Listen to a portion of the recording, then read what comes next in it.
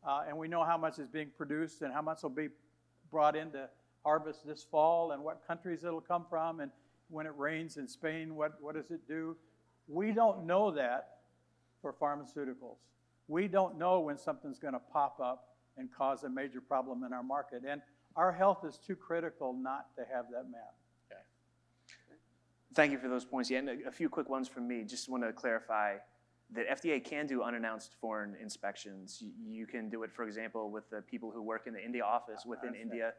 It becomes a challenge often when you need to do visas and things of that nature, right? And it just makes the travel and the announcement process more involved. Excuse me. And the other thing I would point out, which is to keep in mind the lesson from COVID about the value of diversity too, right? Because I remember in early 2020 when China was shutting down, everybody was worried that, oh no, we need to make everything in the US because we're not gonna be able to get it from China. And then the US shut down and China was coming back online, and oh, thank goodness there's someone to make it, right? So there is a value in diversity. There's a value in making it here as well. And then I'll just say from the FDA perspective, I feel that many times we have to really bend over backwards working with companies to try to avoid a drug shortage. And it shouldn't require that. It shouldn't come to that, right? It should be, the supply chain should be robust enough that it doesn't require that last minute intervention in order to prevent a shortage, right? So, yeah. So let's get back to Kyle here, because I'm really curious to hear a little more from the voice of the GPOs. And I'm curious how you think the GPOs can influence achieving the 25% goal and bringing the critical drugs back that have the greatest need. Yeah, that's a great question. So, just to clarify, as GPOs or group purchasing organizations, we aren't ever purchasing any drug. We don't have inventory. We don't have a warehouse. We're simply working through contracts for our members to ensure that they can get high quality medications at a cost that fits their needs and is applicable to them. But I think the GPO's role, and really just supply chain in general, the continuum of it, really it focuses on education, commitment, and then quality. So we need to educate the members of the supply chain what it is that we are trying to achieve with moving API domestically. We have excellent forums such as the End Drug Shortages Alliance, which Steve is a board member of, and I know several members within this room are a part of, but we have those forums to have those impactful discussions, to work through those sort of difficult items that we might not always be able to work through in our silos alone. And really working through, we have the goal of 25% API manufacturing in 5 years, but what's the plan? So how do we help to develop that plan to get to the goal?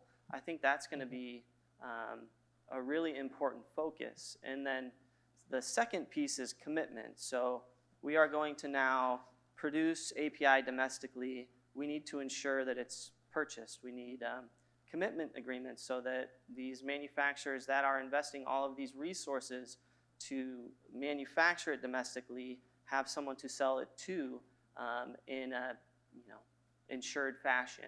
And then lastly, and we've touched on it a little bit, is our quality aspect. So we're seeing that in order to do this, there is going to be a cost associated with it. We've heard from hospitals, we've heard from health systems that they are willing to pay slightly more for a drug with high quality, that they know is of high quality and that is resilient to supply constraints. Not all of that burden should fall onto the hospitals and health systems. It needs to be discussed how that would work itself out essentially, but focusing again on the education to the supply chain continuum, the access via the commitment, and then the quality. And I just want to sort of end with, within Vizient, we have a program called Nova Plus Enhanced Supply. We've essentially taken our essential medications list, we worked through those concentric circles that Steve mentioned, and then we tried to identify what are going to be the most impactful medications if they go on shortage. So we work with suppliers to, when we do contract with them for our NES program, they have 6 months of inventory on hand so that if there is a supply constraint, if there is a shortage, if there is an issue internationally with an API, that we have guaranteed access to product when it's not available at the wholesaler. So in sort of summation with the NES program, to date, I believe it's 208 million units have been accessed by hospitals and health systems when that access or units are not available via the wholesaler. So they go to their wholesaler, they're unable to get it. They've accessed 2.8 million units from us. We started with 11 molecules. I don't know the exact now, but it's either 120 to 130, somewhere in there. So that's really, you know, this is potentially a piece of the larger picture, but I think, again, focusing on educating that supply chain continuum, access through commitment, and then quality is going to be the most important to ensure that we can get to that. Let me circle back to a point that you just made, because I'm often in engagements with drug manufacturers. And when the discussion of adopting mature quality management practices and investing in advanced manufacturing comes up, they always say, there's no way that purchasers will pay more money for this drug.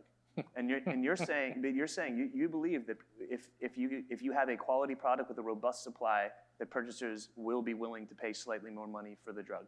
I personally do. I guess I should clarify that's my opinion. But when I view the costs of drug shortages, I put them in 4 buckets. It's labor. So if you've been purchasing a pre-made bag that's no longer available, you need to pull resources to compound the vial.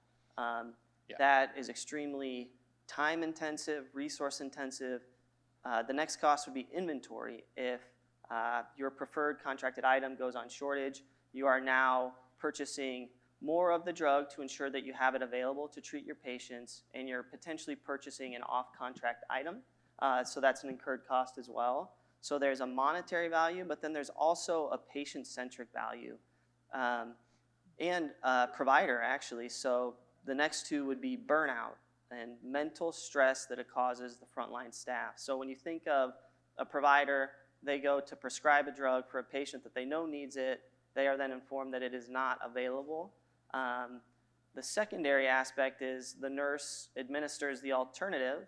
She or he is not familiar with administration of this alternative because it could potentially be in a new dosage form that is not often utilized. That leads to stress on their end and potential medication safety issues and impact to the patient, being that 4th cost of patient impact, adverse effects. The Institute, ISMP, the Institute for Safe Medication Practices, released a survey in August, and of the, I believe it was 250, 300 respondents, in the 6 months prior, 25% of those institutions were able to point to a medication safety error directly linked to a drug shortage.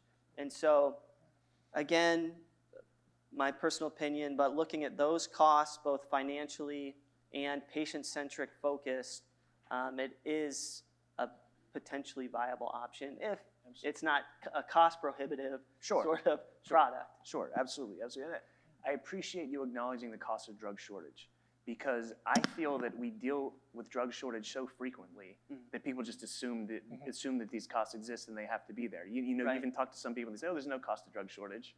But there's a very clear cost. And I appreciate Vizient. I think Vizient is a source of the most objective financial information about the cost of drug shortage. So I appreciate the insight there. Dennis, I'm sorry. Yeah, I'd like to weigh in, and I do fully admit I am providing secondhand information at this point. But just to give you a different perspective, we are involved in a consortium in Richmond, Virginia, of which Walmart is part of the consortium. And if there is an organization in the US that is cost conscious, it's Walmart. And while I can't say if Walmart would pay more for a drug, I can absolutely say they see value in surety of supply and quality. They have instituted a program. It's called their Lighthouse program. I can't give you specifics on that because it's more than just drugs, but drugs are one of the 4 categories they're looking to incentivize reshoring to the US or friendshoring in order to provide a better secure supply chain for their customers. And I know their customer base is not the same as like Asper's customer, where Asper's concerned about, for example. But one of the things the individual that said to me was, having a $4 prescription for, pick your very generic drug is irrelevant if we can't give it to them. And so this is a problem that I think payers are looking for solutions. Now, Walmart is big enough they can come up with their own solutions, and they're actively doing that. But I think if we really peel back the onion of would a payer or a consumer, because those are different, bear a little bit more of the burden in order to ensure they have the drug that they need? I think it could be yes, but it's still going to be a very complex problem. There's incentives and there's issues associated with the buying system. Incentives are not quite aligned. But just to provide that a perspective of the interaction we've had with Walmart in terms of what they're looking at, I think there's something there associated with it. Right. To build on that, I work with employers who pay for a lot of drug therapy in the U.S. I work with hospitals, with chain pharmacies, other buyers who actually purchase the drugs. And almost uniformly, they say, we're willing to pay a bit more for quality, but it must be transparent and it must be product specific. You can't just say, this company has good quality practices, but we can't tell you if it applies to all of their products. It might be some of them. They're not going to pay for that. But if they know product specific and it's disclosed or publicly available and transparent, they will pay a premium. Now, it's not going to be a 50 or 100% premium. It might be a 5 or 10% premium, but there are payers, and even I work with the PBMs, and they're willing to facilitate paying a bit more for quality and surety of drug product, but it has to be transparent and product specific. And could I just add that, again, we utilize our essential medications list, but when we publish it each quarter, we know how many of the essential medications are currently on shortage, and it ranges from 40 to 50%.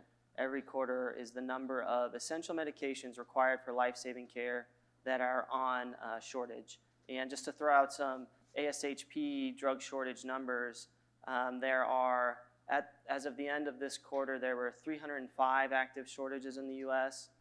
The record for ASHP in their long history of following drug shortages is 320. We were at 309 the previous quarter.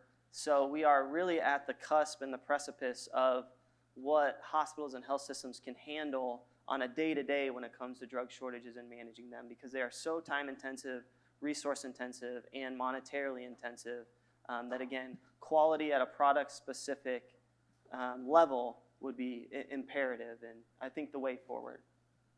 Great, yeah, that's great insight. Dennis, I want to go back to you because you mentioned this is complicated, but I think another piece that makes this complicated is the intellectual property, or IP, right? So I think IP is very helpful in incentivizing innovators to act, but it can be prohibitive in terms of hindering people's freedom to operate within the market, right? So I'm curious your thoughts with the lens of the molecule selection process.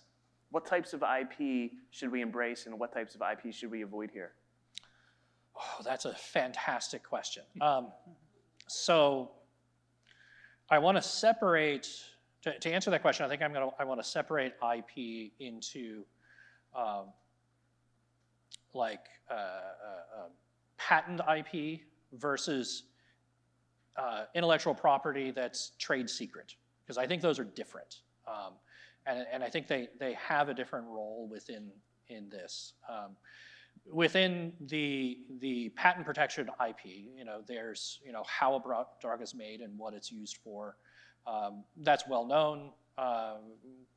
Generic companies all the time look for ways of reverse engineering and being able to find a way to make it so that they go in and use the pathways, they can get their generic approval. Now, within that, the way the system is set up, it's really, really hard for them to change how a drug is made in that process. Because they're always looking back to the innovator and how it is made to try and be as similar to that as possible, preferably identical. And so trying to do an intervention with an advanced manufacturing technology, for example, at that stage is challenging. It doesn't mean it's impossible, it's just hard. And that doesn't come necessarily back to IP, that comes back to their regulatory requirements. But IP does have a role there. You know, an interesting aspect on that I know is used in developing countries is a concept called the patient product pool. I think it's a patient product pool. I could be wrong on that, but where innovator companies provide the intellectual property to be used then for manufacturing in developing countries.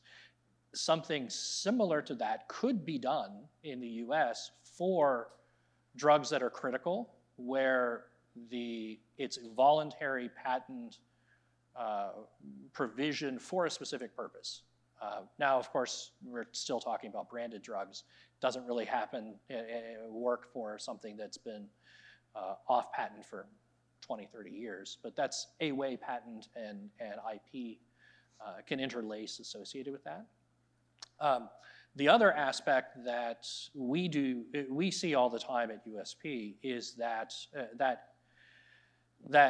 know-how associated with the trade secret aspects. And we interface with that because we are trying to build a public standard for a particular drug product. And the more and more the industry moves to the process dictates quality, not the product dictating quality, the more we have to push up into understanding what that manufacturing process is and help build standards around quality at the manufacturing process level. And that's an area where I think there's some additional work that can be done, some things that USP can do, some things that other organizations can do to really unlock that potential of what that process IP kind of looks like. You know, one of the things that we see on a regular basis associated with that is that there still is a need for a product-specific monograph that's done, that could be used as an end product test, because that would then be the test from that point all the way through its life cycle. You're gonna pick a drug off the supply chain and do a test, that's the test. But the different associated with product release is where we're kind of looking at that from an IP perspective. Hopefully that answered your question. Yeah, it's a great perspective, right? I think there are a lot of challenges with IP, but some things we probably need to collectively be aware of. Yeah. Right. Before we run out of time, I want to make sure we get to some audience questions, and I think this is actually a really good audience question. So, if we're strictly focused on achieving the goal of 25%, why not start with the lowest hanging fruit? And I'm going to assume that that means the simplest to manufacture and the simplest to get the starting materials for. There's some advantages here, setting up the infrastructure to get production going at scale. Thoughts? Well, that's not a bad concept. First of all, one drug we've had in short supply is sterile water for injection. Yeah. We don't need a new API process to make that, but it has been in shortage, and there are other products like that. That the API is not the issue so much, but we do need a secure source, and we need a diverse source and a redundant source. Yeah. So that does apply even for the simple products. So I think some of them could be the simple ones, but we need to also keep in mind, you don't want to just make all the simple ones if they aren't needed in the market. Yeah. So David, why not just the lowest hanging fruit?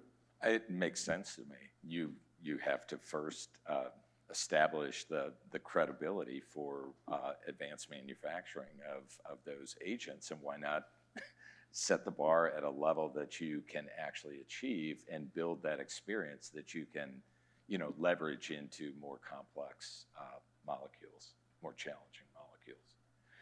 I do want to toss out a thought here that just keeps circling back. You know, we have lists, and it's like, how do we get action on those lists?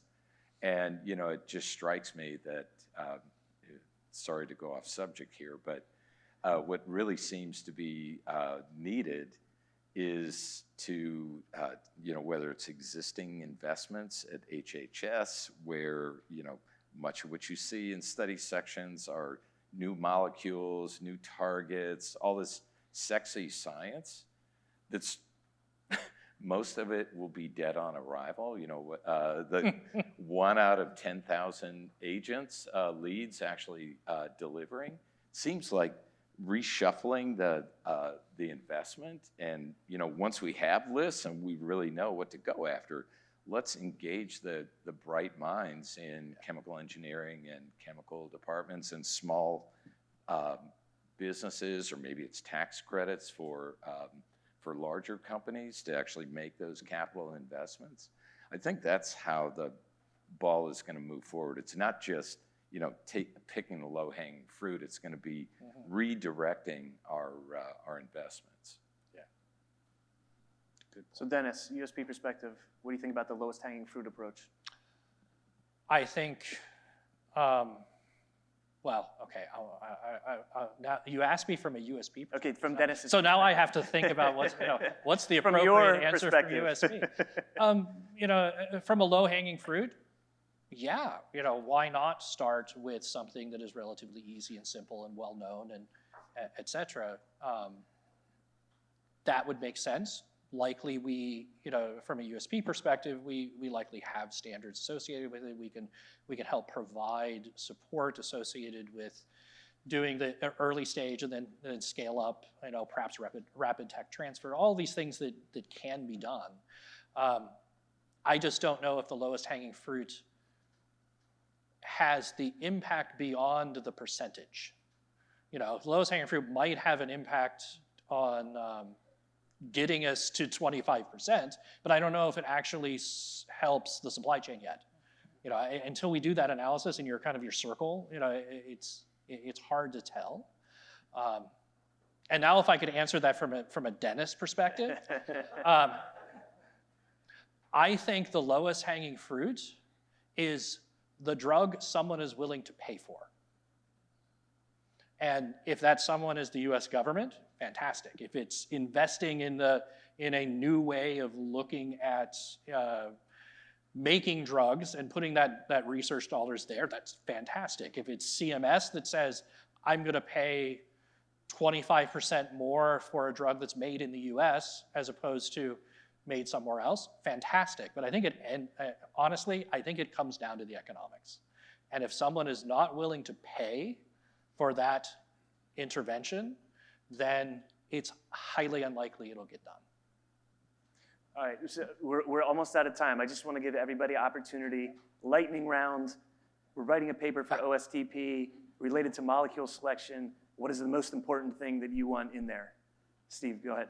The list of all the critical drugs, the 10 or 11 or 12 I talked about, if I aggregate all of those together, have 500 or 600 molecules. Our goal is 25%, which is 500 or 600 molecules. Let's start with all of the lists we have already and start working on them. Kyle. Yeah, start with what we have, use that as the framework. I do think I want to just make sure that we're aware that we can have the same issues domestically with supply chains and drug shortages that we do see in the international market. So bringing it domestically also with quality, with redundancy, with transparency is going to be of utmost importance. Dennis, key message. So I'll go off of Steve's of yes, we have those 500 molecules. What I would add to it is let's do that circle analysis and make sure we're putting the resources at the right things, even within that 500.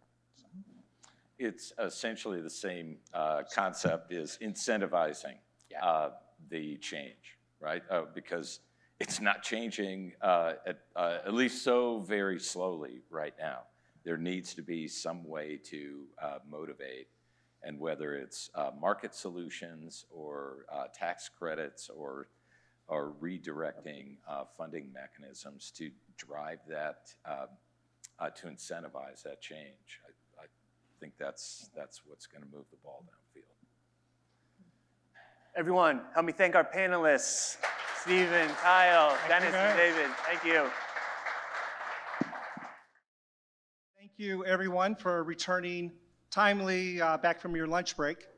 For those of you who I have not met, my name is Kevin Webb. I'm with the API Innovation Center. I'm Tony's colleague.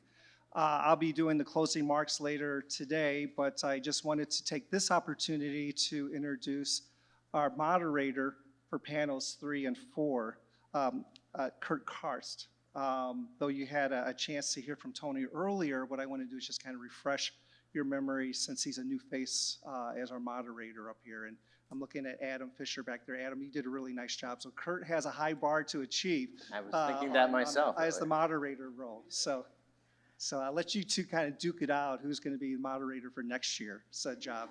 Because these are really actually casting jobs that we're going through right now. So anyway, Kurt Karst is director with the law firm Hyman, Phelps, and McNamara. It's the largest dedicated FDA firm in the United States located in Washington, D.C.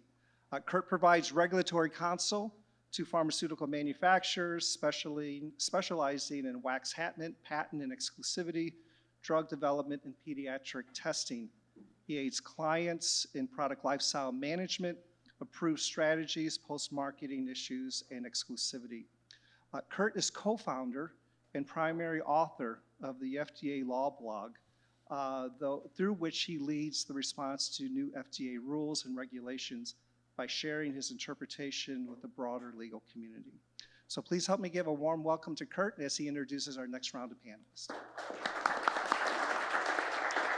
Thank you very much, Kevin. And I'm going to try to live up to your shoes in moderating it. I have to say, I've been in 5 states in the past 24 hours, and the only thing that's keeping me up and alive right now is a lot of coffee. So well, welcome back from lunch and to panel 3 on domestic manufacturing. So offshoring of APIs, of course, didn't happen overnight, and returning critical APIs to the US will only happen if we have the infrastructure in place to do so, right?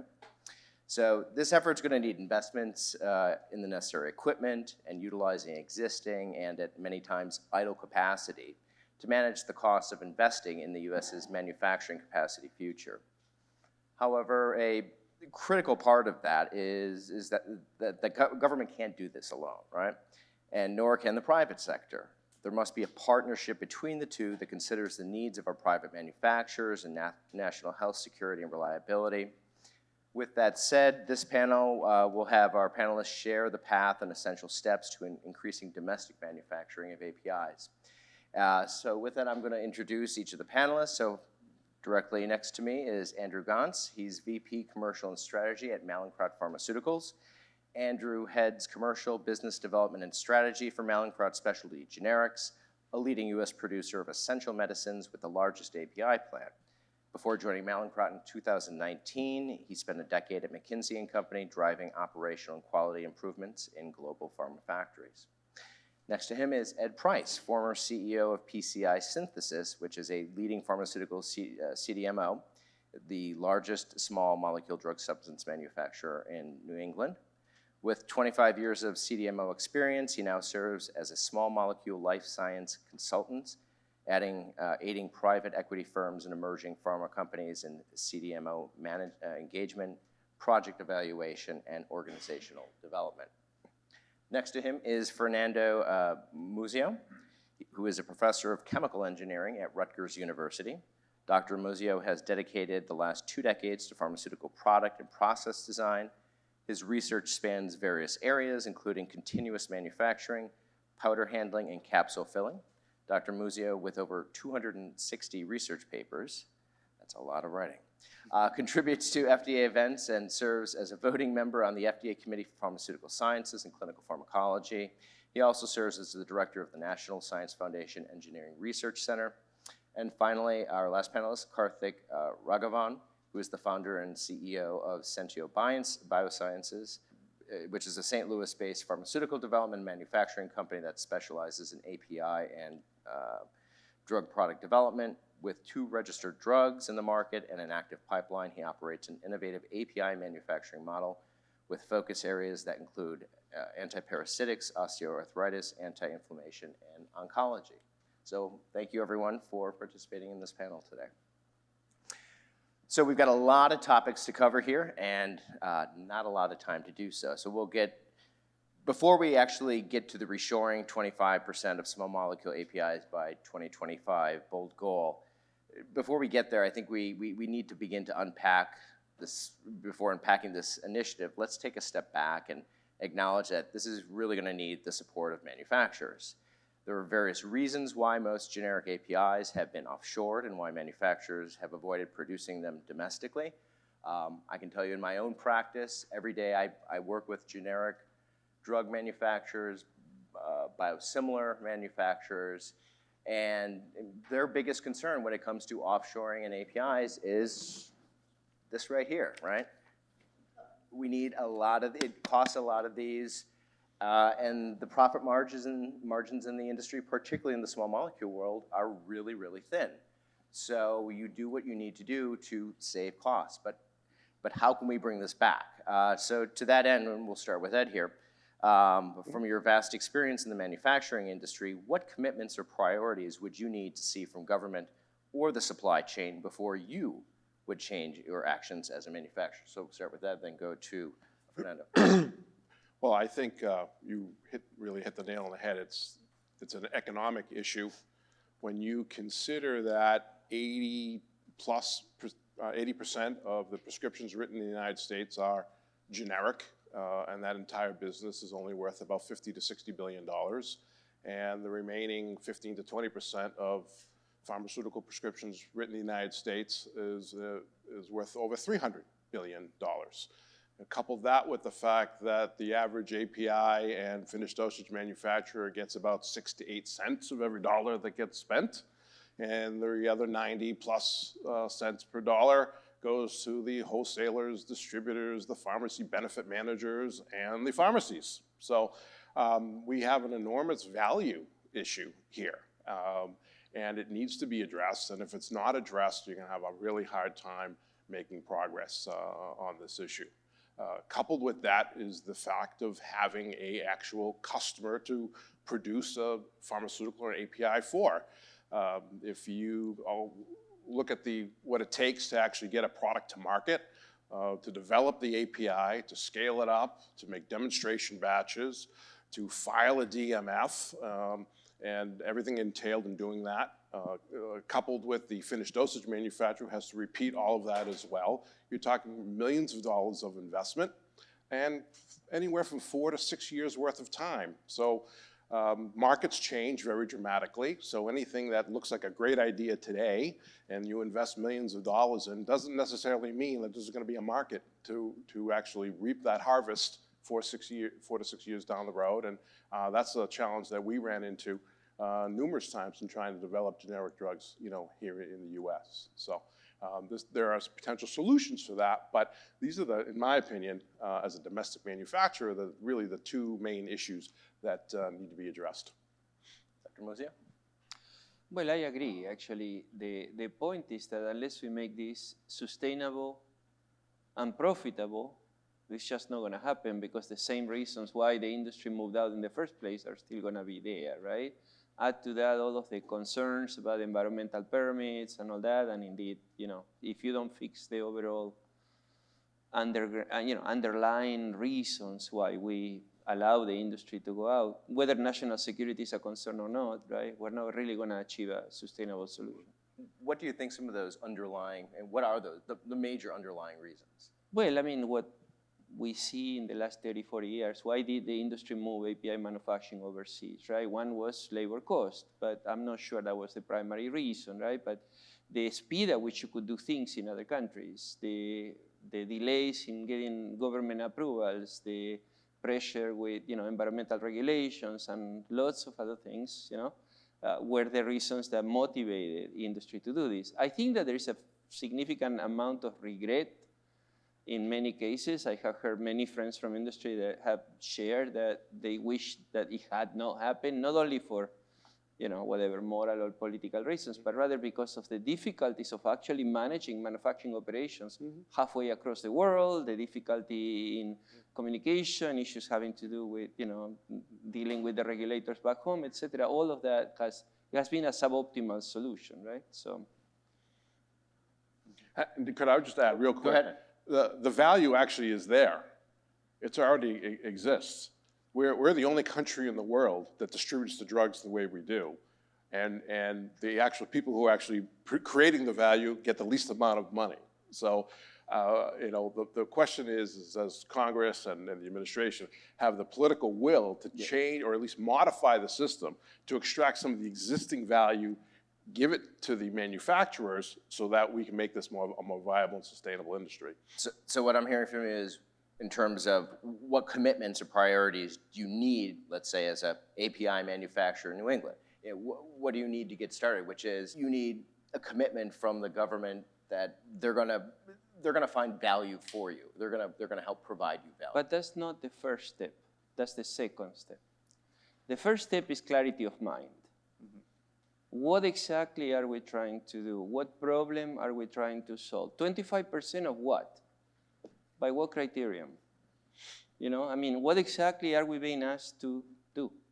I don't think there is clarity there. I think that, in fact, while I appreciate the nobility in the goal, but frankly, I'm not sure it's helpful to say 25% in 5 years and by biological means. Where is that coming from? That constrains significantly what we're supposed to do, but it's not very clear why is that way and what even that does that mean. So I think that the very first step, even before we get promises that there's going to be money or whatever, is really define the problem and come up with a reasonable strategy for achieving a solution, and then obviously commit the resources that are needed. Otherwise, it's not going to happen. Otherwise, we're just shooting it. Yeah, you're just throwing stuff around, and yeah. Carly? Yeah, just to play off of Ed's comment, I think the complexity involved in developing, manufacturing, getting a drug substance approved, and having a customer that values the effort involved in that is fairly significant. And I think the migration is a result of loss in value assigned to API over the years. Simple or complex, commodity or specialty. I think across the board, the value assigned to active pharmaceutical ingredients has degraded over time, right or wrong. Everybody's looking to make money, but that's kind of a source of the issue, given the complexity that it takes. So as a result, erosion has taken place in overseas manufacturers with better cost foundation, more maybe friendlier environmental situations, et cetera, have benefited from that and enjoyed the fruits of that. I think looking ahead in terms of commitment, as an API manufacturer, obviously it's hard to kind of jump in and say, I'm going to start looking at this molecule that's in this list because it's critical, or if it's a national security issue, whatever it is, and fund it and drive it to a drug master file. I think very few players will take that kind of risk unless they're well funded. So I think funding is an important question, but firstly, it's what's the goal, what's the strategy? Is it 25% or is it maybe a subset of it? And whether it's a combination of various things the prior panels have discussed, national security, critical drugs, an intersection of some of these various combinations. I think once we have a priority and a focus, then an appropriate policy and funding, and that's where commitment starts. I think once the commitment starts with that, there's a foundation for it, then the next steps around who are the players, what can be done, et cetera, will definitely be something that will follow. Well, let me ask you. So in my world, my FDA world, I mean, incentives are the primary driver. Things I work with all day. Whether we're talking about periods of marketing exclusivity or vouchers for priority reviews or whatever it might be. I I mean, how would dangling that carrot out there for you in the form of, let's say, a transferable voucher that could be sold on the open market, or some type of a transferable, let's say, exclusivity period, or some other tax incentive? I mean, how likely do you think you'd be to say, okay, now I want to go after that? I think that would be a starting point. I think the concept of policy and funding is probably much more complex than that. First of all, if you start from the beginning, you have a list of products that is deemed to be priority. Let's say we have that list, as the prior panelists have talked about. An important question to ask there is there a party, an ANDA holder, that is interested in that? Yeah. And is willing to take the next step to register your drug master file as a change process? What's the cost of that? Is there interest? Is there financial profitability for that ANDA holder? I think that's another big hurdle, a big question to ask as well. Agreed. There are 5 other manufacturers out there. Right. What's the incentive for an ANDA holder to listen to my proposition? Let's assume it's funded, I can make it happen, et cetera. So I think that's an important question to ask as well. They got to go through the change. They got to go through all the steps they need to go through for a change of supplier or a new supplier, et cetera. So that's another key component, aside from incentivizing API manufacturers to step in and build a facility or develop a process or get it all the way to a drug master file. I think there's some added components to it as well. Agree. It's never simple. And Andrew? Yeah, maybe just to add to one of the points you made, Karthik, about the API itself being devalued or commoditized. It's even commoditized in law right now. According to the CITRIS ruling, you can have an American-made product if you simply compress a tablet in the US of foreign-made active ingredient, meaning that the only therapeutically active component of that medicine could be made overseas, and if you wrap it in starch and cellulose, it becomes American-made. That devalues API pretty fundamentally and leads to a whole set of actions around, well, offshoring supply, pushing it to lowest cost locations. And when we did a piece of analysis about a year or 2 ago, taking a look at the FDA essential medicine list, of all the medicines in that list that are APIs, small molecule, of those that aren't made in the US, which is over 100, I think it was 180, 170, to buy a year's worth of supply of each one of those APIs would be, on mean, about $4 million. So you buy a whole year's supply of the API for $4 million from that list. Well, it costs a couple million to develop it. It costs a little bit of money to make it. It costs money to get somebody to qualify it, meaning almost all of those business cases are underwater. And so, Kurt, your question about incentives. From the beginning. From the beginning, you'd be entering a market underwater for no less than probably 5, maybe 10 years if you could find a customer. And if you had no cost structure at all, you'd still be in a disadvantaged position. So it is, maybe Ed's point, it is an economic problem. It's a tough one. You can go to Vegas and potentially make a lot more. Gamble a little way there. The odds might be better.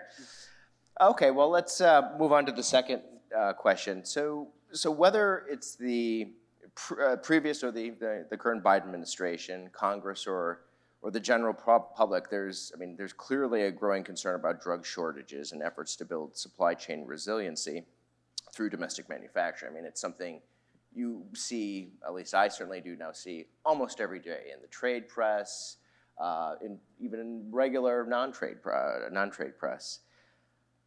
However, it sounds like there may need to be a better appreciation of what currently goes into the domestic manufacturing process. So let's focus on what is underestimated about reshoring domestic manufacturing. So what, for example, commercial considerations should be made? Are there other considerations or impediments that may be overlooked when looking to reshore APIs?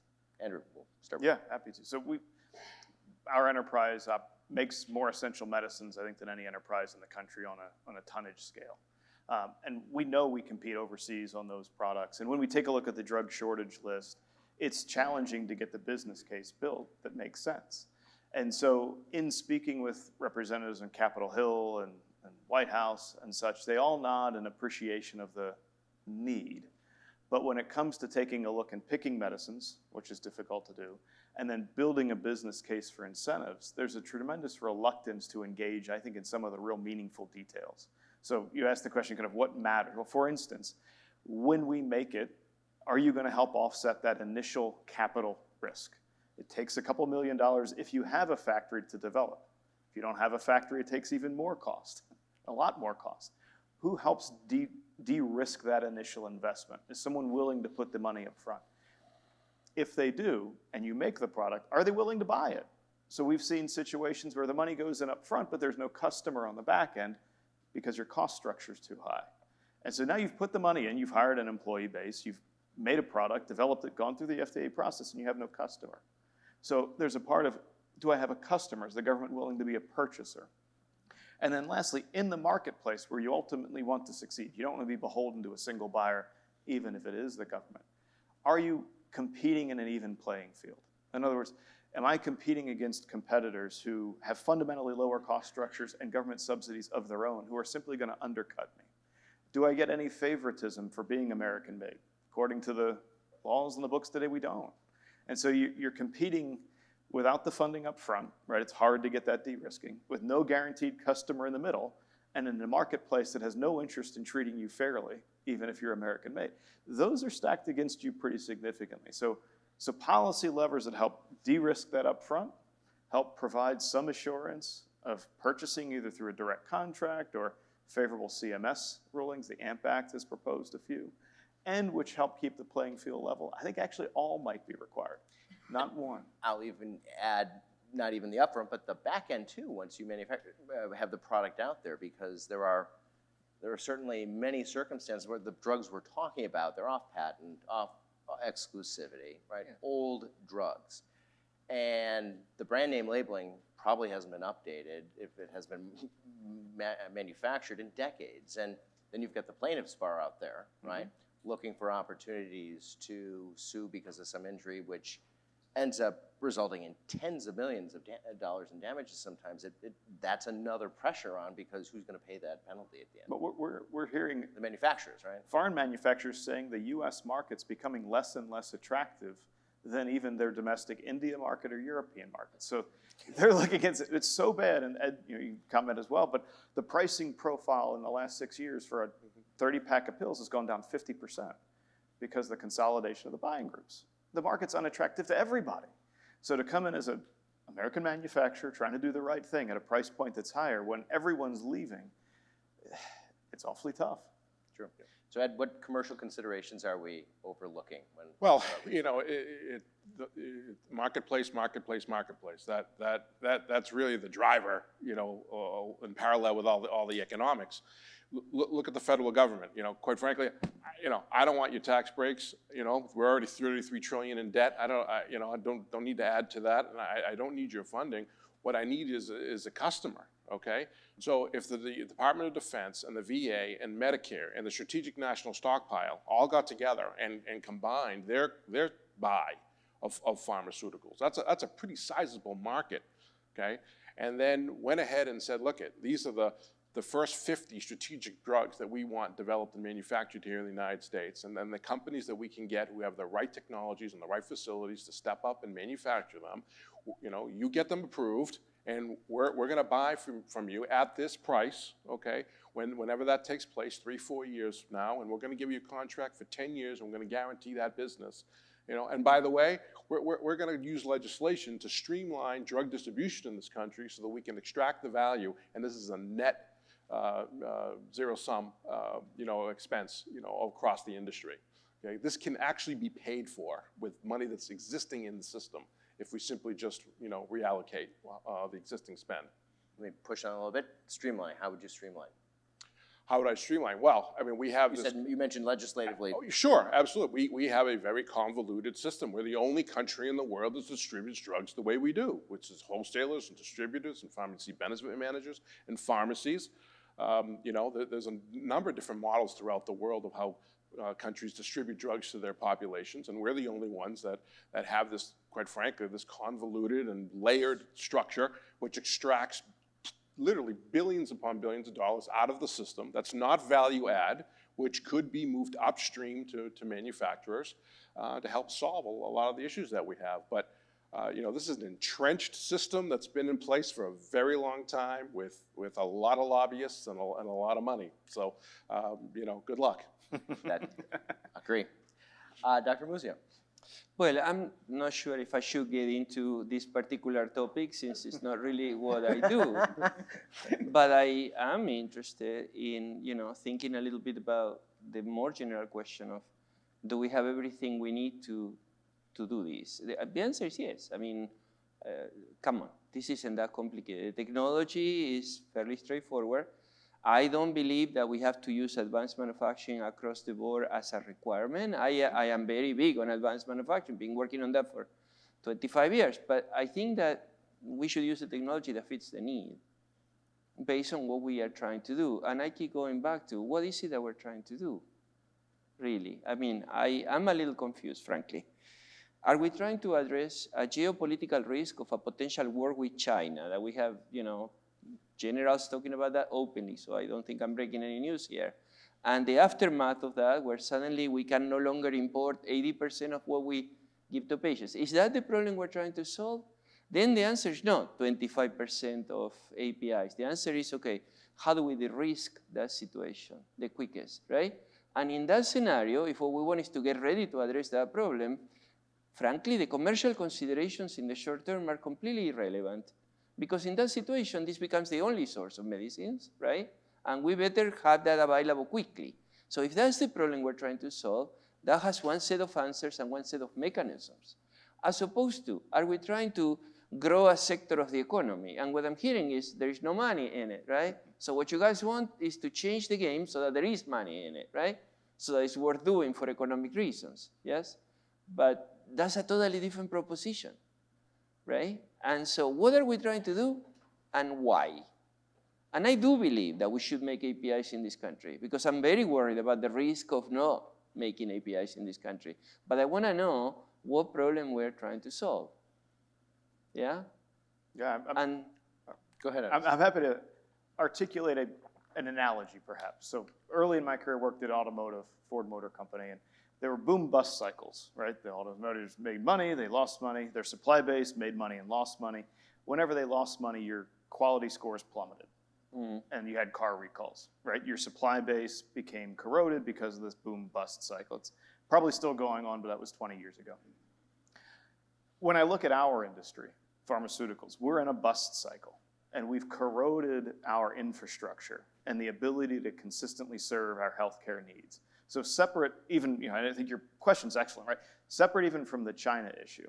To me, this is about, and as a manufacturer of essential, how do you have a robust marketplace, right? A sustainable, I think to use somebody's word, marketplace, that's not corrupted, that's not fragile, that's not fragmented, that doesn't result in suboptimal patient care. Yeah.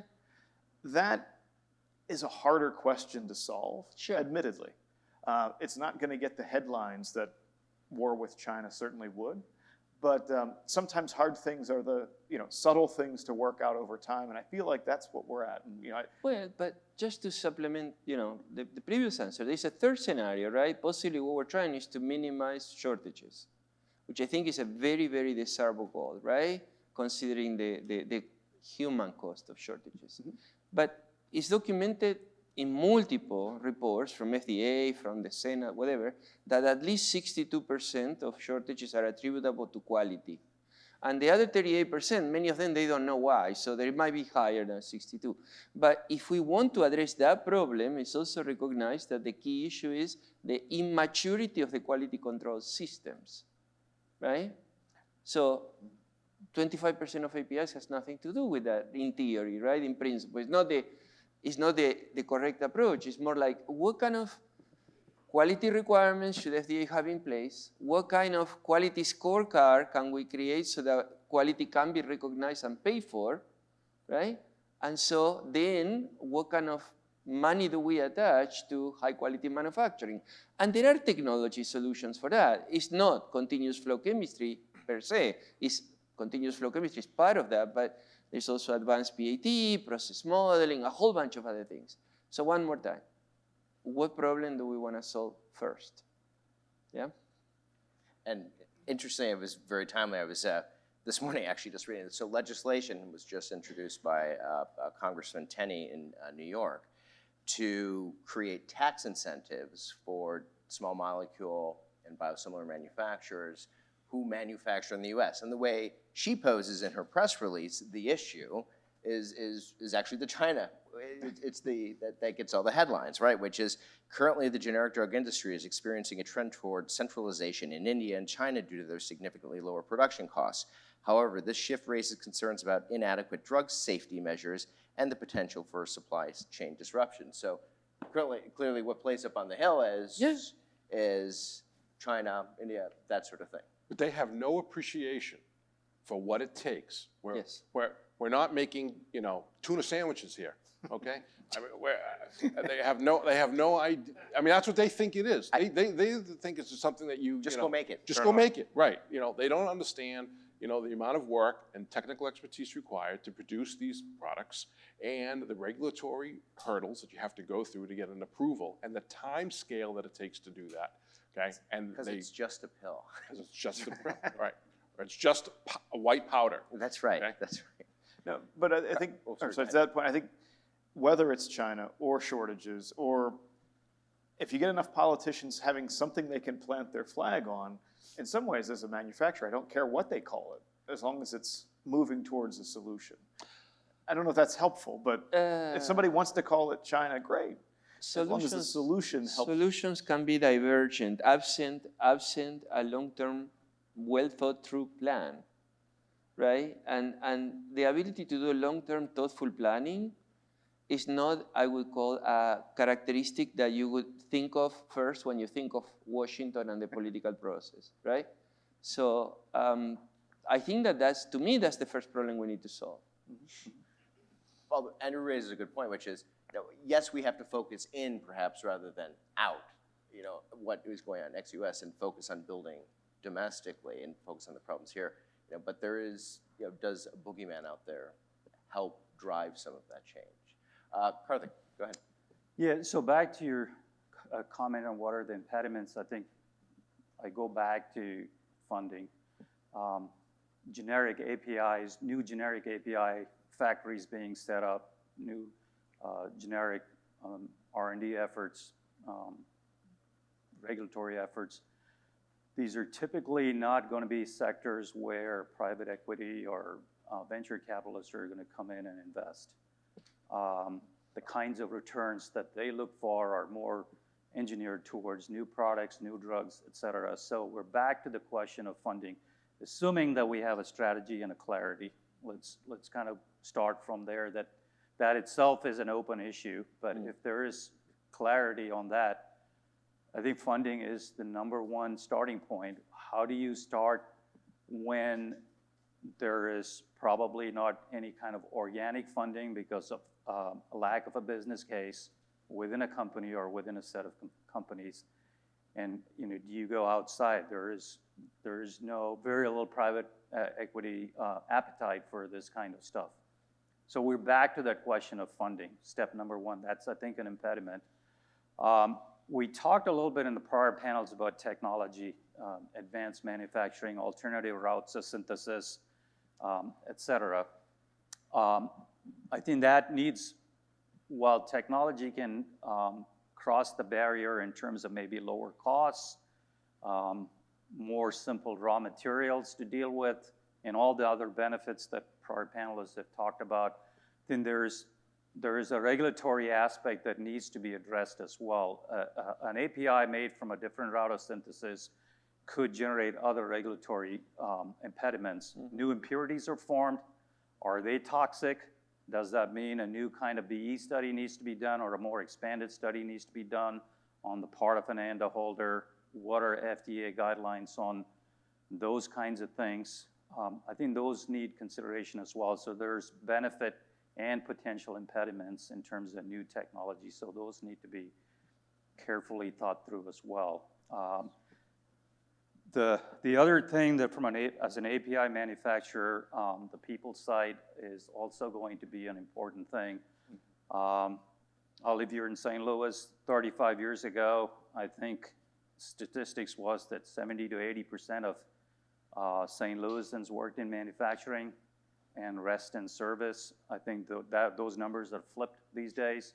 So the availability of talent, be it technicians, operators, QC technicians, quality assurance people, regulatory people, the availability is certainly something that's not, it's not a wide pool to get from. So that transition of how many resources are there in the manufacturing sector is a big hurdle, because pharmaceutical companies bring people in, train them on GMP, train them on these manufacturing processes. If it's advanced manufacturing, they need to build a level of skill set, be it flow chemistry or be it new innovative processes or automation. That level of expertise has to be built. That requires a company to put a tremendous amount of investment in training and education and GMP knowledge to get them up to that level. So those are things to consider. Impediment may be a negative word, but I think these are things to consider as we move forward in terms of what are things that need to be put in place. Yeah, and I think one of the items I heard in there is, in a sense, de-risking the FDA process by virtue of, let's say, I mean, I can't tell you how many times I've had a recent instance, had a drug shortage product, the company's about ready to get approval, FDA last second says, by the way, there's this nitrosamine issue, and we know what's going to happen now. It's, Lord knows when that application will ultimately be approved. This is something that happens at the last minute when it could have happened much earlier on in the process to de-risk it. So, good point. So what I think I'm gathering from the panel, at least for this commercial commitment, is we need to de-risk, whether that's the upfront the investment needed for the facilities, the regulatory process at FDA, obviously when you get the application submitted, and you need upfront commitments, firm commitments, and then to look inward rather than outward. In other words, focus on the homeland here. What do we need to do here first, and don't worry about necessarily what's going on. Yes, things are going to China, they're going to India, but if we take care of our own home here, things will come back. Okay, so let's move on to the third topic we're going to talk about, which is really to the bold goals, right? So it's called for reshoring 25% of small molecule APIs by 2025. So does the U.S. have the infrastructure to meet this initiative? And if not, I mean, what are we lacking? Is it organization? Is it governance, infrastructure, equipment, FTE? I mean, is it all of the above? Is it more than that? Dr. Muzio. Well, so my experience was involved in developing an advanced manufacturing technology that was then successfully tech transferred to dozens of companies around the world, right? Which was continuous manufacturing of solid dose. And I'm going to go from that experience.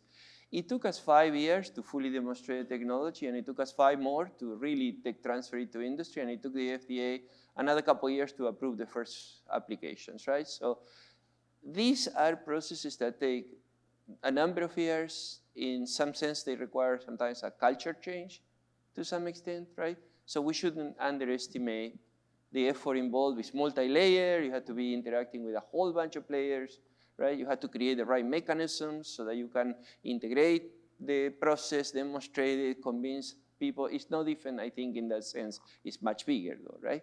So to me, it's going to be critical not only to have, like I said, clear vision and a well-thought-through strategic plan. It's going to require the proper governance for a process like this, right? If our goal is to bring back, ultimately, a significant fraction of the pharmaceutical supply chain to the country, right?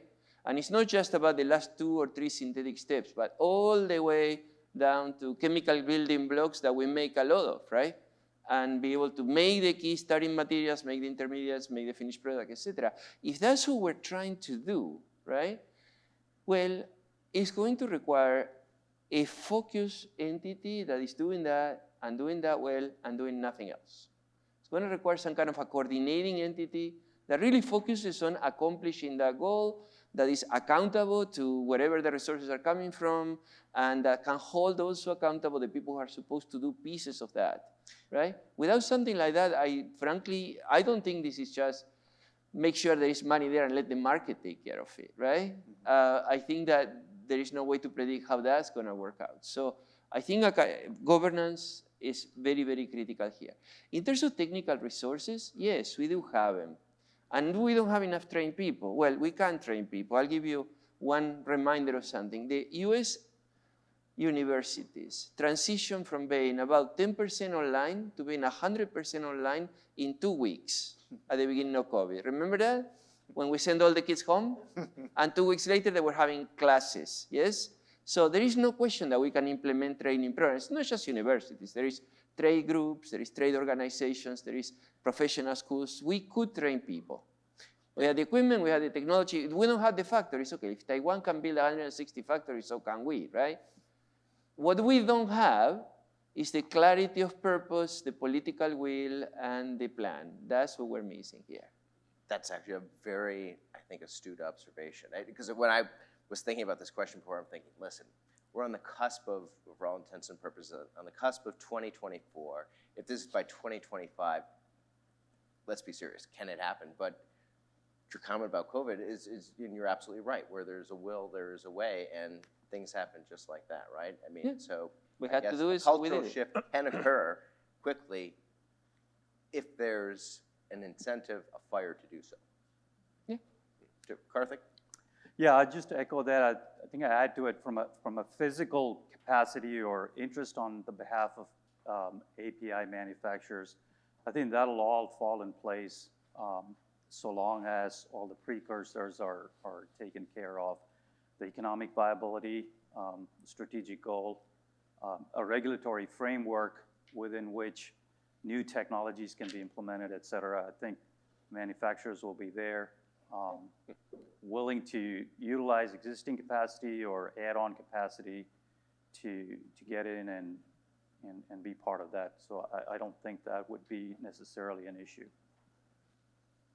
Andrew? Yeah, my only comment is I think we need to move fast. So your point, we won't make the 25% goal. I think that I'll be blunt, that's not going to happen. Somebody disagrees. Well, my point was, I guess, there actually is well, it's not bad to be hopeful. I love can change. The goal is fantastic, but I'm an engineer by training, perhaps a bit of a realist. I do think, though, you can make significant progress towards it. But timing matters. There's a study out that we've lost 20% of our API manufacturing capacity between 2009 and 2014 because of this offshoring. It's going to continue to slide from available factories to shuttered factories without intervention. And your manufacturing industrial base is getting smaller year by year. Mm-hmm. And so I think that we have capacity that can be immediately deployed. You know, there's a study out for that. We have entities that, if they had the charter, could assemble startups, incumbents, technology players, like the API Innovation Center, and apologies to Kevin and Tony, that are set up to do just this type of task if given the funding to do so. But we've got to move quick, right? Nobody waits around forever. Yeah. The industrial base, the talent is getting older, admittedly. It's hard to recruit, get people excited about careers in chemistry, I think. But they're out there, and if we can make that goal stick, and rally behind it, if there's funding behind it, if there's a champion for it, I think there's hope. But I agree entirely with the fragmentation and lack of purpose, lack of clarity right now, that everybody may want something, but what they seem to want may be a little different, and nobody's willing to commit to something. And as we wait and dither about, the situation continues to deteriorate. So I'm optimistic, but I also, having spent a day last week on Capitol Hill, would love to see some action. And actually, I think you identified another issue, which is more of a long-term, which is investment in education and the actual manpower to we may need fewer folks given the technology, right? A less reliance on labor, more reliance on technology, but still that's a high-skilled job. It's not something you can pull somebody right out of and have them run this kit. It's hard to do. Does that also require perhaps, just thinking broadly here, maybe more HB1 visas, or opening up more immigration from those with that scientific knowledge base, maybe from India or where else? Talent, wherever we can get it globally, America should be greedy. Would it be the hat I would wear? If you can find the best and brightest minds and show them a future here, why not? Sure. I think that's great, but I don't think that's the sole determinant, right? I think you have to have a reason to join our industry versus, you know, Teslas and Googles and all the other guys out there. So I think you got close to quoting Gordon Gekko here. Greed is good. That's it, that's it. And Ed? You know, from my perspective, talking about capacity, I think that there's plenty of capacity, at least initially, to start this effort. I think where the challenge comes in is that, you know, anybody who's in this business knows that the way you make money is through capacity utilization. So I did slightly disagree with you, Professor, you know, that if you do change the market dynamics, you know, it will have a profound effect on Oh, no, I didn't say it wouldn't. You know, no. You know, I mean, a good analogy, you know, for example, is an airplane, right? So when that door closes and that seat is empty, right, that revenue is lost forever. Yeah. And the same goes for my reactors when that reagitator isn't spinning. So every hour it doesn't spin, I'm not making money. So everybody wants to increase capacity utilization as much as possible. Sure. And the way to do that is by the introduction and the development of new products. So every opportunity that you have for one that makes sense economically, you're gonna do that. And I think that there's a great desire by the industry to in fact do that. But the problem is that we have both the economic and ultimately the customer issues that don't exist that you know lend us to bring us to where we're at. No, but I don't think you disagree with me. Actually, what I was trying to say is not that we shouldn't let the market, you know, take care of the problem and make money. What I say is let the market do that within the context of well-defined priorities and a clearly thought-through plan so that people know where to invest, right? Yeah. That's what I was saying. But also at the same time, you know, like we ask 25% of what? Yeah. You know, different drugs require different, not only just different technologies, but different facilities to be manufactured. Absolutely. You can't make antibiotics in just any building. Yeah. Okay, you know, and we've allowed 96% of our antibiotics to be made from China. Absolutely. Okay, I mean, we're in huge trouble when it comes to antibiotics, and we have shuttered all of our antibiotic capacity in the U.S. That is not something that can be brought back quickly or brought online. That's true, because then they also require to be built and then inspected by FDA and. And those have to be That has its own dedicated. They're dedicated facilities. And dedicated. It's true. Yeah. That's true. Okay, so and I think Andrew kind of started to touch on this, but so what is achievable in reality in the next 5 years, and what immediate action or investments should be taken by government and/or industry to really move us towards what is achievable, but also the bold goal? And you had mentioned, Andrew, okay, 25% seems, you know, I guess in a very optimistic world doable, in a practical world probably not. I'm curious, as answering this question, we'll start off with Karthik. If 25% is the goal, but maybe pie in the sky, what do you think is achievable here? That's really hard to say. I think we got to start from what our goal or strategy is. Any strategy has to be done by way of priority and phases. Even if the goal is 25%, we'll have to pare it down to what's priority number one and what are the different phases of work that is involved. I think that's critical. So it's really hard to say whether it's 25%, 20%, what is the starting point? Is it national security / critical drugs? Is it expanding the manufacturing base and creating new manufacturing jobs? Or securing antibiotic supply chain? What is the goal? I think that is the starting point. That'll drive what an achievable number is and what the priorities are within that. I think an important point to add on to that, I mean, that gets into policy, a national consensus and national policy on what that should be. And that drives your product list. Yeah. What are the products? An important factor there is, you know, we're talking about APIs, but a lot of these APIs have drug products where the ANDA holder is overseas, or a significant amount of ANDA holders are overseas. So what are we really talking about? You know, further subdividing that. If you take a drug like, I'm just going to mention one like carboplatin or something like that, if you look at the list, majority of the ANDA holders are overseas. So what's the strategy there? Are you bringing the API in? Are you bringing drug product into? what's the incentive for an overseas ANDA holder to buy US API? So there are a lot of questions that need to be answered to pare down that list to what is that strategic list. I think that's a key ingredient or a key starting point. Obviously, the cost and the interest on the behalf of an ANDA holder, of a domestic ANDA holder, is another key consideration to me. I think this concept of a structured program management for this is very important.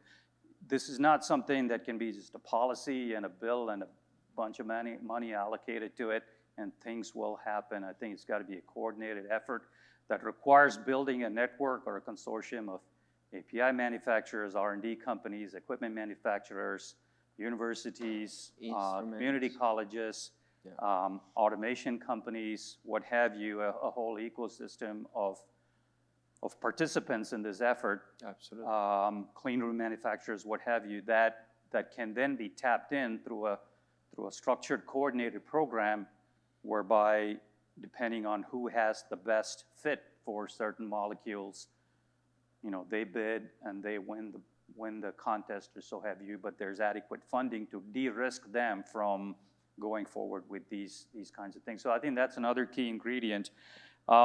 Technology, I think prior panels have talked about it, flow manufacturing, more automation, less labor intensive. API is a very labor intensive business. So how do we de-risk that and put more automation into it?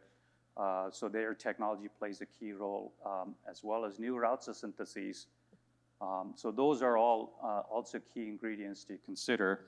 On the FDA side, so obviously, the review process, the review cycle, will this policy or will this future vision have priority-based reviewing on behalf of FDA? Would a domestic ANDA holder / DMF holder get a priority review compared to an overseas applicant?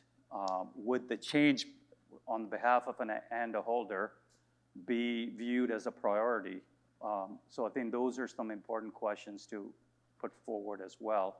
The cost, facility cost, DMF submission cost, these are issues to consider where the cost burden for a domestic manufacturer is reduced in terms of those kinds of expenses that are incurred as well, domestic versus overseas. So these are questions from an FDA point of view. Phased review processes, a known drug, there's a US alternative that has been set up. Is there some kind of a phased review process that will accelerate the process, knowing that there's a long established history of that molecule whereby there can be some risk-based review process or a phased review process that leads to faster approvals or expedited approvals. These are questions that can be looked at as well. I mentioned people. I think that's another key ingredient. Getting manufacturing resources, training them, apprentice-based systems, local community colleges. I think those are key ingredients. How do we get a wider pool of resources? I think that would be a key ingredient in terms of a broader strategy. Ed, I think, alluded to regulation and compliance. I'm not talking about GMP aspects. I'm talking about other environmental, et cetera. Those are quite often cost prohibitive. Yesterday, he was giving me an example of how there was all kinds of environmental issues on a very simple waste labeling situation that they encountered. Those can become cost prohibitive for a company. It can become a make or break decision because a waste drum wasn't properly labeled and there's an enormous amount of fine. So these kinds of things need to be looked at as well from an environmental and other local regulations aspect. So that would be another key ingredient, I would think, looking at the future. Finally, sustainability. All this gets done. Let's say we're 10 years from now, everything gets done. We've met the goals. How do we sustain this? The world changes. Lots of dynamics in the world changes.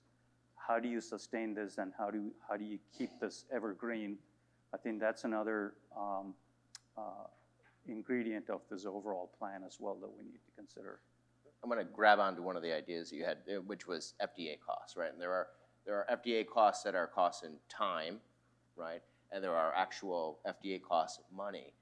And I imagine you, as a manufacturer, you've either come across this or have seen where the annual assessment of user fees on companies is so massive, particularly for generics. And when you're at razor thin, margins here, and suddenly you have to pay $1 million or $2 million, whatever it may be, in user fees, I mean, that puts some companies simply out of business, I know from experience, and these products go right back into shortage. I mean, is there, user fee relief, I imagine, would be some component here, right, of relief for, drug shortage products, whatever it might be, to exempt those companies from perhaps the annual or application fees or whatever they may be. Again, it's perhaps a little something, but it's a little something. I agree. I think those kinds of considerations must be looked at as part of this initiative, because that's part of attracting domestic manufacturers into the fray. These are, there are various layers of cost: facility fee, DMF fee, user fee. These are all add-ons that are not clearly visible in terms of cost of goods sold. So, these all add up at the end of the day. For large manufacturers, this is probably less significant, although I may be wrong. Andrew may disagree with me on that. But for smaller manufacturers, it is a significant cost. And so that can be an impediment if that's still there. Right. Andrew? Yeah, no, I don't disagree. Any of those costs can add up and make your business case pretty negative. I think that's the challenge, even the opening point. It's still an economic problem, right? And it's not a simple economic problem to solve. So I think your question was around, policies and how do you attack it? One of the things that came to mind is, if you took 1% of what we spend nationally on generic drugs and said, we're going to put that towards domestic supply chain security, and then let Washington whack it out with whatever behind closed door meetings has to occur to say the Venn diagram between what one party wants on China and what the other party wants on drug security, and what this lobbying group and that, whatever that is, and they come out with a list of 50, 100, or 600, 25% medicines they want to allocate those funds towards. I'm almost, in some regards, ambivalent as to what the list is, because certainly at the end of the day, the list is going to have to include what are essential medicines to somebody. That's why they're approved. Yeah. And so let's start working on something rather than perfect the list. Let somebody come up with something, to start with the FDA essential medicine list, the WHO list, any list. Just do it. Just do it. Put a little money towards it, get the ball rolling. And then, whether it's the GDUFA fees, the application of CMS, de-risking an upfront investment, guaranteed procurement contracts, my answer to all of those is, yeah, try them all. A little bit here, a little bit there, maybe they add up. We did a piece of work, a 90-day count of cardiology medicine. So heart disease is the #1 killer of Americans. Within heart disease, there's about 6 drugs that comprise about half of all doses, 30 billion tablets. Of those 6 drugs, there's no API in this country, and fewer than 3% of the tablets are made in the US, right? So the ANDA holders and the DMF holders are all overseas for the top 6 products for the #1 killer of Americans. That's today's current state. Wow. If they're made in the US, that bottle of 90-day supply is about $4.25. That's it. So for a year, it's less than $15. But they're currently supplied overseas for $2.50. So for a year, it's $10. So we're talking a $5 difference for a human being, right, to have their meds potentially supplied securely from US. That's the gap we've got to close. Now, it's big when you multiply 30 billion doses, and how do you get there? But these aren't insurmountable problems. No. We're not taking a $150,000 a year product and making it an $800,000 a year product. We're taking a $10 bottle of medicine a year, saying it's $15, and can the government help close $2 out, maybe $3 out through whatever policies they want, and let the consumer or the marketplace close the other $1 or $2 out? I think we can do that. Again, I'm a bit agnostic how we get there. GDUFA fees, put them in there. Put money to the manufacturers. Buy from CMS. But we're not going to the moon. Or We're perhaps closing a $5 gap. or perhaps the savings already is already inherent in there if you to were Ed's to point, get out the PBMs. Somebody's already taken $30 out of it. Exactly. Everybody give a Right. nickel back and Everybody, we can get there. right, everybody give a buck, right, right. Ed. I would just add, we've been touching on regulation, and the government isn't our friend, okay? And they're not. And Government officials in here who did not hear that. the FDA, I can't say that. The FDA has a critical mission to make sure that drugs that's sold in this country are produced the way they're supposed to be produced, and they're tested and analyzed, and everything that you're putting in your mouth or injecting in your body is what it's supposed to be. So that's such an important mission, and you know, I'm glad that they do that.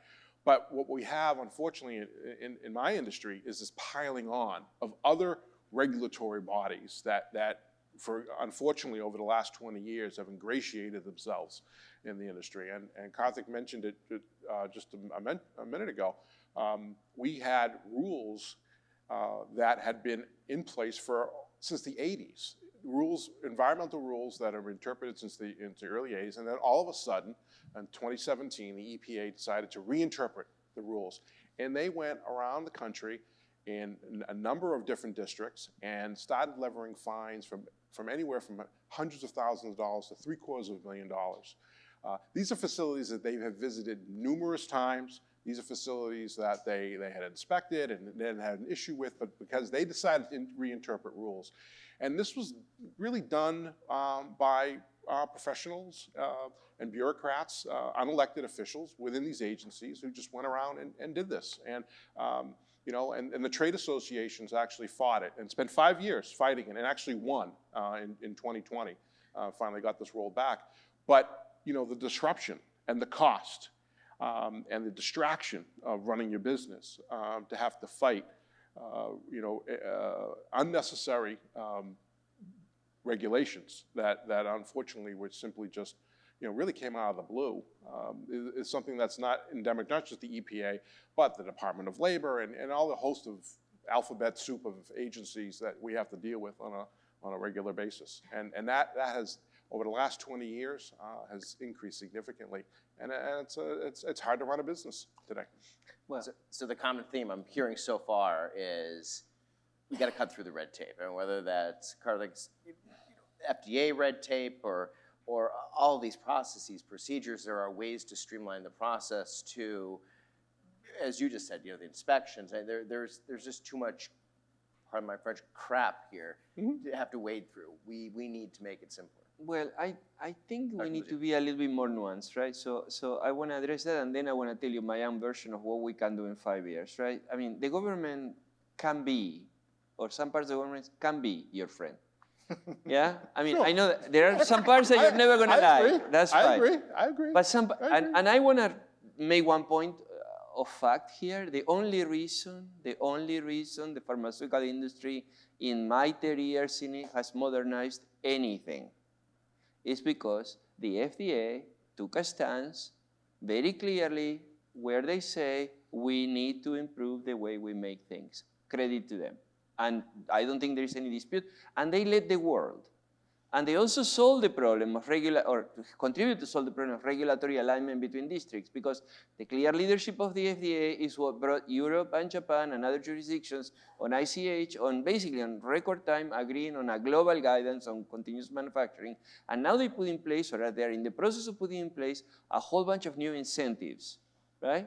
To incentivize industry to adopt better manufacturing techniques. So I don't think it's as simple as saying, you know, anything the government does is bad. I think that we have to give them the opportunity to do the right thing. They want a solution to this problem, and so do we. I think it's a matter of articulating the right frameworks so that you do what you do best, and they don't prevent you from doing that, while at the same time, they facilitate the creation of the plan and the allocation of the resources that everybody's asking for, right? Now, what can we achieve in 5 years? We can definitely create the right plan. That alone will take maybe 3 to 6 months. We can reform trade policy, regulatory policy, health policy, yeah? So that we bring money back into this, we identify quality objectively, figure a way to pay a premium for better quality, and, you know, sort of like in general, change the game so that you guys can make money, right? And then there's one more thing we can do in 5 years. We went through this planning exercise. So a group of us visited the White House a few months ago, and then we put together a plan on, assuming somebody can come up with what are the right 50 or 60 drugs, you could identify domestic building blocks, you could figure out a couple alternatives on the synthetic pathway, you could do the impurity profiling, you could scale that up, you could register new drug master files, you could then reformulate when necessary, yeah, because if you change the particle size distribution, the crystal form, whatever, or you assume that you're not going to have all the same excipients if we have a trade problem, scale that up and file a new ANDA or a post-approval process or whatever. You can do that in 5 years for 50 or 60 drugs. The price tag is in the order of $2 billion, which is peanuts. Yeah, it's not even 1% of what we spend in CMS. Peanuts, compared to the risk and cost of suddenly having a major disruption and not having any drugs and having people getting sick and dying by the hundreds of thousands or more, this is a minor expense in, insurance. That we can do in 5 years.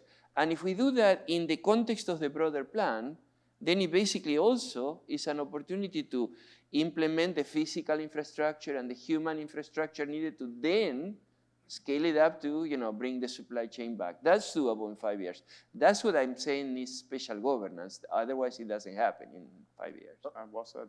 Let me ask, if this is such a big problem, and it is, obviously, and it takes, peanuts to address it, why are we talking here today? Because we have lost as a country the ability to do big things. Because we don't think clearly, because we don't plan clearly, and because there are too many people running around repeating words that they don't understand just to make the news, right? Without actually clearly speaking, truth to power and explaining things properly, right? And so we end up with a situation where suddenly somebody in the Hill says some nonsense, and the rest of us are going to spend the next 5 years trying to meet that thing, whether it makes sense or not, right? So that's why. Barry? Sorry. Excellent observation, very good. And so we do have a few questions from folks in the audience. Because we have 9 minutes left, I just want to see if we can get some specifics, okay? Let's talk not in generalities now, but some very specifics. What specific proposals or changes, and they can be small, they can be big, would you recommend to OSTP, FDA, or other areas of government that would facilitate and encourage domestic manufacture of APIs? So again, it doesn't have to be some grand scheme. It can be something small because it's those small things that add up to something big, right? Start out with Andrew. Yeah, I'll steal Fernando. Have an ambition, right, at clarity of purpose, which is free. Come up with a list, and again, I don't even care what's on the list in some regards. Have it 50, 60, 80 molecules. I think that's also free and doable. Mm-hmm. Then I think there's funding behind that. So some investment in infrastructure, so a specific policy around, if it's $1 billion, $500 million, $2 billion, to invest in manufacturing, and then create the guidance, the marketplace that's sustainable to buy American through the American spending. We spend 40% of the medicines in this country are bought by or through the US government, and there's no provision to buy American medicines.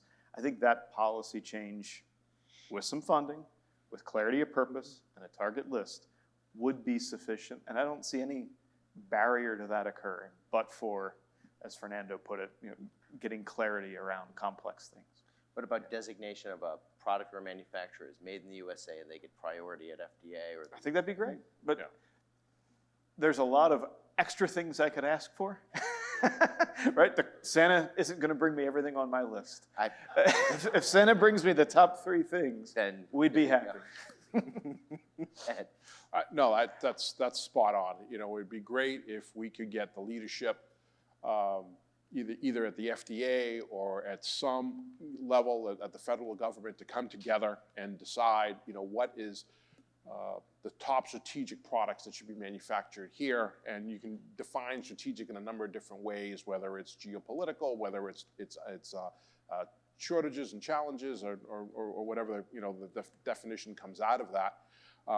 And then prioritize it, and prioritize it also within the FDA. So if you sign up to get involved in this effort, you're going to get deference by the FDA. That's one of the big differences between our FDA and many of the regulatory agencies around the world. The FDA does not give really any deference to an American manufacturer or one in Bangladesh or in China or India. And we know that the Chinese and we know that the Indian and even some of the European authorities give deference to their own manufacturers. So there has to be that paradigm shift within the agency, as well. But come up with that list. And then enlist enlist industry as a partner, okay? And I do believe that there's enough of a spend by the federal government that you could get a lot of people to sign up to manufacture these key products. And I think I heard you mention before, organizationally, we need to. There's so many cooks in the kitchen here. Are you talking about a public-private partnership, some group here that is established and well-funded that handles the whole thing? Any group of people, I mean, let's face it, warp speed. Yeah. 9 months, we got a vaccine, okay? I mean, that's unprecedented. We can argue about its effectiveness. You can argue about whether it was an emergency authorization, but we got action. We got action, and it got done. And the bureaucracy, and that was a public and obviously private partnership with a lot of leadership within the federal government, and it got done, and they did it in 9 months, and that's unprecedented. And I dealt with the FDA for over 20 years. I can't, 9 months, they can't even return your phone call in 9 months. It's coming soon. All respect to colleagues in the room. Well, it proved my point, right? They can be your friend. Absolutely. Okay. I think certain parts of it, but collectively, I'm not sure that you're well, change the culture. My recommendation is basically invest a little bit of money in the short term, hiring the absolutely best management consultants you can find, and develop the plan, the strategic and implementation plan. Do that first. It would take 3 to 6 months. It would cost $5 to $10 million. And make sure those guys are talking to everybody and really thinking through all the details, right? And it takes money because you have to hire people that are good, and those people are expensive. So, yeah, that would be my recommendation as the first step. Then tell us what are the bold goals after that. Yeah? Very good. Karthik? Yeah, I think that's really the first starting point. Once the strategy is established, there's adequate national consensus. When I say that, I mean politically, there's adequate funding for all of these types of strategies. I think a structure that's able to take it and carry it forward to an implementation in a phased manner, I think is going to be the next important thing. Often initiatives like this can have a lot of wastage, especially if there's large amounts of funds involved. So making sure it's laser focused on the priorities, on the phases of work that need to get done. I think that's going to be another next big important thing. Very good. Thank you all for your recommendations. So we do have questions. I mean, we've got about 3 minutes left. I'm going to put out, I guess, a short one, just so we've at least addressed one of the questions. Is there an opportunity to open source some continuous flow processes so each manufacturer does not need to invest significantly to develop it themselves? I think kind of a concept that we've discussed here already about cutting through that red tape to making the process efficient. Yeah, de-risking. Yeah, de-risking. There are universities that have systems that you can access. It's not entirely free, right? But yes, you can go to Purdue, you can go to VCU. We are building one at Rutgers. There is also SRI. There are various places where you can go and rent. But are they open source? I mean, they are open source. Patent or, I mean. The IP position in advanced manufacturing technology and processes is actually rather thin. There are really very, very few patents, and the reason is very simple. The concepts are not new. Yeah, I mean, really, some companies try to patent some technology in continuous manufacturing of solid dose products, and they got laughed out of the patent office because, this has been out for 20, 30, 40 years. So I don't think IP is an impediment in general. Sure, there are pieces, but not really a major problem. Yeah, and I'll add, I mean, we make generic medicines. There is no patent protection, yet the largest number of shortages are low-cost generic medicines where literally there's no intellectual property barrier whatsoever to make them. Yeah. It's all the other barriers that we've spoken about, capital, labor, talent, risk, funding, that get in the way. I think the technology can be great, but it's not the first step on the journey, perhaps. And I will go further. If we engage in a plan like this, you know, the ERC, our center, our experience was that all the work we did in technology development was pre-competitive. And the first rule was we will publish everything, and we did, because we wanted to assure industry full access to manufacturing technology. That was our goal, and we did it. This thing that we're talking about could operate on the same principle where we, you know, because I am a person who doesn't, I believe universities should not hold patents. And I hold 12 of them, but anyway.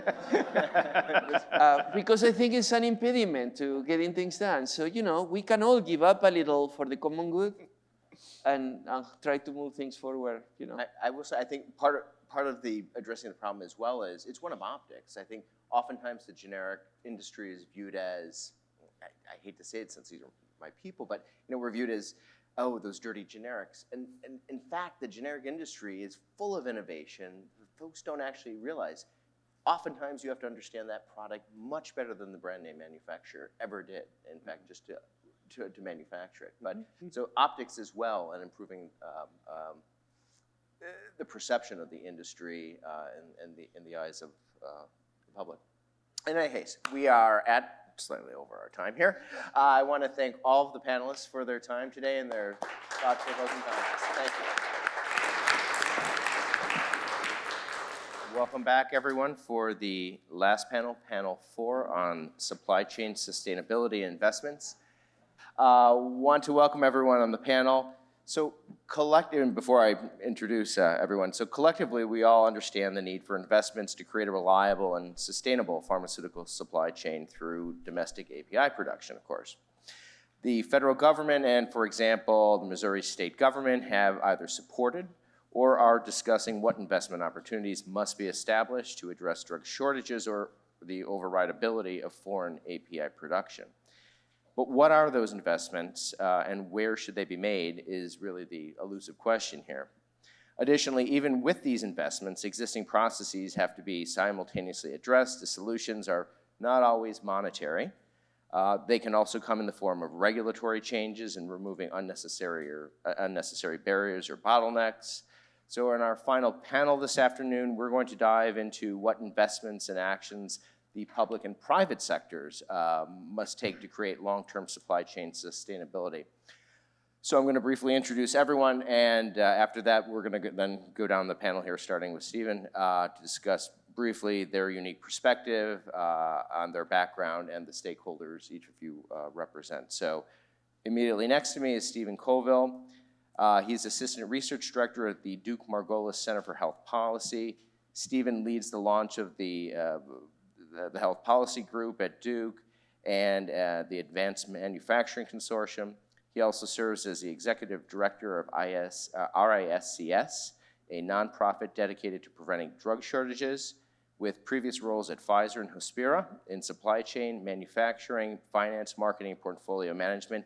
He brings extensive experience to address pharmaceutical supply chain and drug shortage issues. Next to him is Laura Bray. Laura is the Chief Change Maker at Angels for Change. Laura leads a global volunteer-driven nonprofit founded in 2019 with a mission to combat drug shortages. Inspired by her daughter's pediatric cancer journey, she champions a resilient supply chain to ensure patients don't face life-saving drug shortages.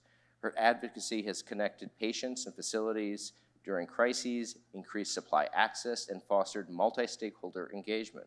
She initiated the Summer One Supply Chain Conference, co-launched the End Drug Shortage Alliance, participated in the NASEM Drug Shortages Report, and testified before Congress as an expert witness. And next to Laura is Marcus Lumpue. Is that Lumpue? Marcus oversees and manages GPO, hospital, specialty pharmacy, and trade distribution contracts. And with over 3 decades of experience at Pfizer, he held diverse leadership roles in sales, contracting, operations, and training, including a significant tenure leading the U.S. Sales Office for the Hospital Business Unit. So thank you all. And again, we'll start with Stephen. Sure, thank you very much, Kurt. Fantastic to be here. As Kurt mentioned, I'm Stephen with the Duke Margolis Center for Health Policy. And our mission is to improve health, health equity, and the value of healthcare. We were founded by Dr. Mark McClellan, former FDA Commissioner and CMS Administrator. And actually just this year, the center was founded several years ago, but just this year we launched our new Drug Supply Chain Resilience and Advanced Manufacturing Consortium, which many of you are members of, the API Center, USP, and others. I'm glad I don't have to use that long name anymore, actually, because going into next year we have a new name. We're now the Duke Margolis Revamp Drug Supply Chain Consortium, or just the Revamp Consortium for short. So less of a mouthful, and also gets across what we've been talking about today and what our mission is at the consortium. We need to revamp how this system works. In addition to my role at Duke Margolis, I'm also the Executive Director of RISKS, which is a nonprofit rating and certification organization for drug supply chains. What we do is we take confidential data from drug manufacturers, evaluate it, and then consolidate that information in a usable format for purchasers so they can identify the resilience and reliability of different drug supply chains and help make more informed contracting and purchasing decisions through our rating system. So very much looking forward to talking through all of that today, as well as other initiatives that we're all involved in, like the End Drug Shortages Alliance, and how we can move towards a more reliable drug supply chain with more domestic capabilities. Great, thanks. Laura? Hi, good afternoon. Thanks for having me. So I have the unique pleasure of representing the patient today, the end of the supply chain, and I'm really proud to do so. I also, unlike everybody else in this room, didn't know the supply chain was broken, there was drug shortages, and had no knowledge of pharmacy, pharmaceuticals, science, or medicine before 2019. So what is my story? It's a story of a mom who was helping her child fight cancer. It's a story of a business professor who understands supply chain and how functional markets should work. It's a story of not accepting business failure and changing the dynamic of this supply chain and saying no longer will we allow the patients to absorb all the risk of this supply chain. We're gonna push it back through, we're gonna collaborate, and we're gonna build the more resilient and reliable supply chain that our citizens deserve. So that's who I am, and that's my story, and I'm proud to be here to represent what is possible in the supply chain and what the patients deserve. Thank you, Marcus. So good afternoon. My name is Marcus Limpuy. I'm the Vice President of the U.S. Hospital Account Management Team for Pfizer. As you heard, I've been with the organization for going on now almost 33 years. So I've seen over the 3 decades this up and down madness, right? But lately, the intensity has gotten worse. So I represent very specifically, to kind of double click, is the whole generic sterile injectable space. Pfizer's footprint, albeit an N of 1, is 1/3 of the entire market. So we do have a large footprint, and with that comes great responsibility. But I want to thank the first 3 sets of panelists. I think I could have hugged you all. And I say that because you summed it up beautifully, right? This is very complex. This is not simple. So our number 1 mission in Pfizer is drug sustainability, period. And partnering with the likes of Laura and Stephen and so many others is so critically important to the solution based. And there's many of you that I don't know, but I actually work with your organization. Like Kyle, I work with Middle very closely at Vizient, and they are a key collaborator with us. We have to continue this fight to get through all these challenges that you all lined up very nicely. But I'm gonna do a double click. I'm gonna pile on. I'm gonna add some more to this, and I'm gonna attempt to try to get to some of the core issues that maybe we haven't touched in our coming discussion. So thank you. Thank you, and you're right. As Pfizer, you do have a very unique perspective, having such a significant role in the injectable space in the U.S. And I mean, and we know how fragile that can be. I mean, right, with the recent, I can't remember if it was a storm or whatever. The tornado. The tornado. The EF3. Yeah. Yeah, that was a humbling experience. Yeah. Is everyone aware that Pfizer got hit? I'll share just a humbling story. As that tornado ripped through our site, it was, when you walk the path of the destruction, it was coming right up against the child care center for all our workers. And from the grace of God, it leapfrogged over the child care center and continued its destruction and didn't touch the building. Wow. So that's some of the miracles in life that continue going forward. But I'm happy to report, though, despite all the false rumors out there, right, Laura? We're back in, again, warp speed. By December through first half of next year, the market will not have felt any pain at all. So it took an immense amount of effort, but a very humbling time in our life. So.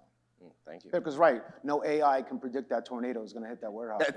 That's true. Right, Ed? But you know, there was a lot of collaboration and open communication and work amongst all the members of the EDSA and Pfizer and patient advocacy and the FDA. Yeah. I mean, that were on it right away, asking the right questions, not like, how do we manage this? It was like, how do we make sure supply is not disrupted? And your team did fantastic. Thank you. No, thank you. And we all, of course, were very, very glad to hear that no one was injured at the plant. That was, right. That was first and foremost. And as you know, I used to work at that plant back in my Hospira days before we worked together. So that was definitely great to see that none of my former colleagues were injured. Yeah. We all know each other, by the way. Like, this is a little bit, this might be a little bit, we all work together. I mean, in our various roles, we have a lot of crossover. I did fail to mention that Marcus and I we used to work together, and he would keep me on my toes. I'm just old, and I know a lot of people. Well, why don't we get started then? So we've heard much today about the value of advanced manufacturing relative to the supply chain. The generic pharmaceutical industry has been historically challenged to make new investments in technology because of very extremely low and razor-thin profit margins. What are some of the ongoing challenges and recommendations around sustainability of this market, especially to move manufacturing, to onshore manufacturing to the U.S.? Marcus, we can start with you. Sure, certainly. Thank you. You know, I'm going to refer to my notes because I was quoting many of you because you guys were hitting salient points, right? So I'll start with Karthik, who mentioned the value has been lost. I think that is probably first and foremost the number one challenge that we're facing right now. Sterile injectables, if you've never walked through a plant, if I had to walk you through the journey, is a very humbling process. It takes a lot of time. It's notoriously complex. It's incredibly challenging, and man, is it expensive. So let me double click on the expensive side, right? You've heard and seen others talk already about it, but wages are up. Material costs are up. Components are up. Cost of goods are up. Distribution, way up. Trucking, diagnostic, just the whole premise of getting product out to 5,500 hospitals in the US is very expensive. We make C2 products, fentanyl, right? When that truck leaves that warehouse, do you think that truck just leaves its warehouse by itself? No, that's got to be hired security to make sure that that truck's not hijacked, right? That's the intensity and cost and little details that are never foreseen in how complex and all these steps are, starting with, of course, API, because I love what you guys were talking about, but man, do I have a story to build on your API beyond that. Getting that vial from manufacturing to the bedside of a patient is an amazing journey, and we talked about it at dinner with Elizabeth and others at the team. I had Andrea and the others on the team. We're kind of spoiled in the US. We got it good, and we got to protect against what we have that's good and not let it go down the drain. So when you say value has been lost and you grab onto that concept, you mean that essentially it's been lost because there's been so much upward pressure with costs. Yeah. And that's really from all sectors, from all angles. So let me build on the challenges there. So there's two things. We talked about cost up, and then there's the other side, this drive to really have this low cost on a already thin margin market. And so when I ask you all, why is this behavior happening? Everything everyone said is spot on, but I'm going to take you back even further. If I had to ask the group, how many patients are signing up for Medicare every day right now? Don't look at your phones. Don't Google it. Put it down, Fernando. How many are signing up for Medicare every day right now? Anybody? 5,000? Can I get 6? 11,000. 11,000 a day. So what does that mean? That's way up. We have over 65 million patients and growing at a trend that is scary. So what does that mean? These patients are going to be in the hospital. So what does that mean? How does a hospital get reimbursed during this process? Think about it. Is everyone familiar with the DRG, how a hospital gets capitated for the services for a patient? Right? In that service, a hospital system is compensated for the staff, for the procedure, for the medication, all under a capitated total price. Does anybody know when that system was implemented? And Vic, you know the answer, so you can't speak. Anybody? 1983, October 1983, it was implemented over a 4-year period. 40 years ago. And yet we haven't augmented and evolved. Now, the government has done a nice job, like CMS put a lot of incentives in to encourage CMS core measures, but that's different from the fixed cost that's been increasing year in and year out over the last 40 years. And we haven't accounted for that. We've taken it for granted, and back to Karthik's point, we've lost the value of what it is and what it means to the market. So this is all leading to this domino effect that I talk about, this low margin fight. But again, from a regulatory standpoint, we have to meet, and you guys said it, evolving changes that the government requires us. And we agree with them, but that costs money, right? Meanwhile, we're trying to stave off any manufacturing issues that may come our way. So again, that costs money. And then we try to build out our networks and have redundancies in place. That costs money. So it just keeps building, and then it all ultimately ends up in unintended consequences. Now, on the positive side, on recommendations, look, you're going to hear me talk about incentives, and I can talk for hours, by the way, if you haven't picked up on that right now. But I'll talk about incentives, but it's not just about the manufacturing industry. Their incentives have to bleed over into other sectors from A to Z. So. Excellent. Laura? Yeah, so I think building on value, right? There, in every other marketplace, we seem to understand there's a value of being in the right place at the right time, a value of redundancy, a value of resiliently recovering from disruption, a value of supply, a value of customer service, a value of the end consumer. So I think it isn't just that the value has been compressed by increased costs and low costs to the race to the bottom in pricing. We have lost sight in this supply chain of the fact that there is a very high cost to low cost drugs, and that cost is patient lives. And that this is the supply chain that fills the hands that save our people, and their hands are empty. Every day there is something they can't get, and every day the risk is being shifted to the patient. And the patient just has to absorb that risk.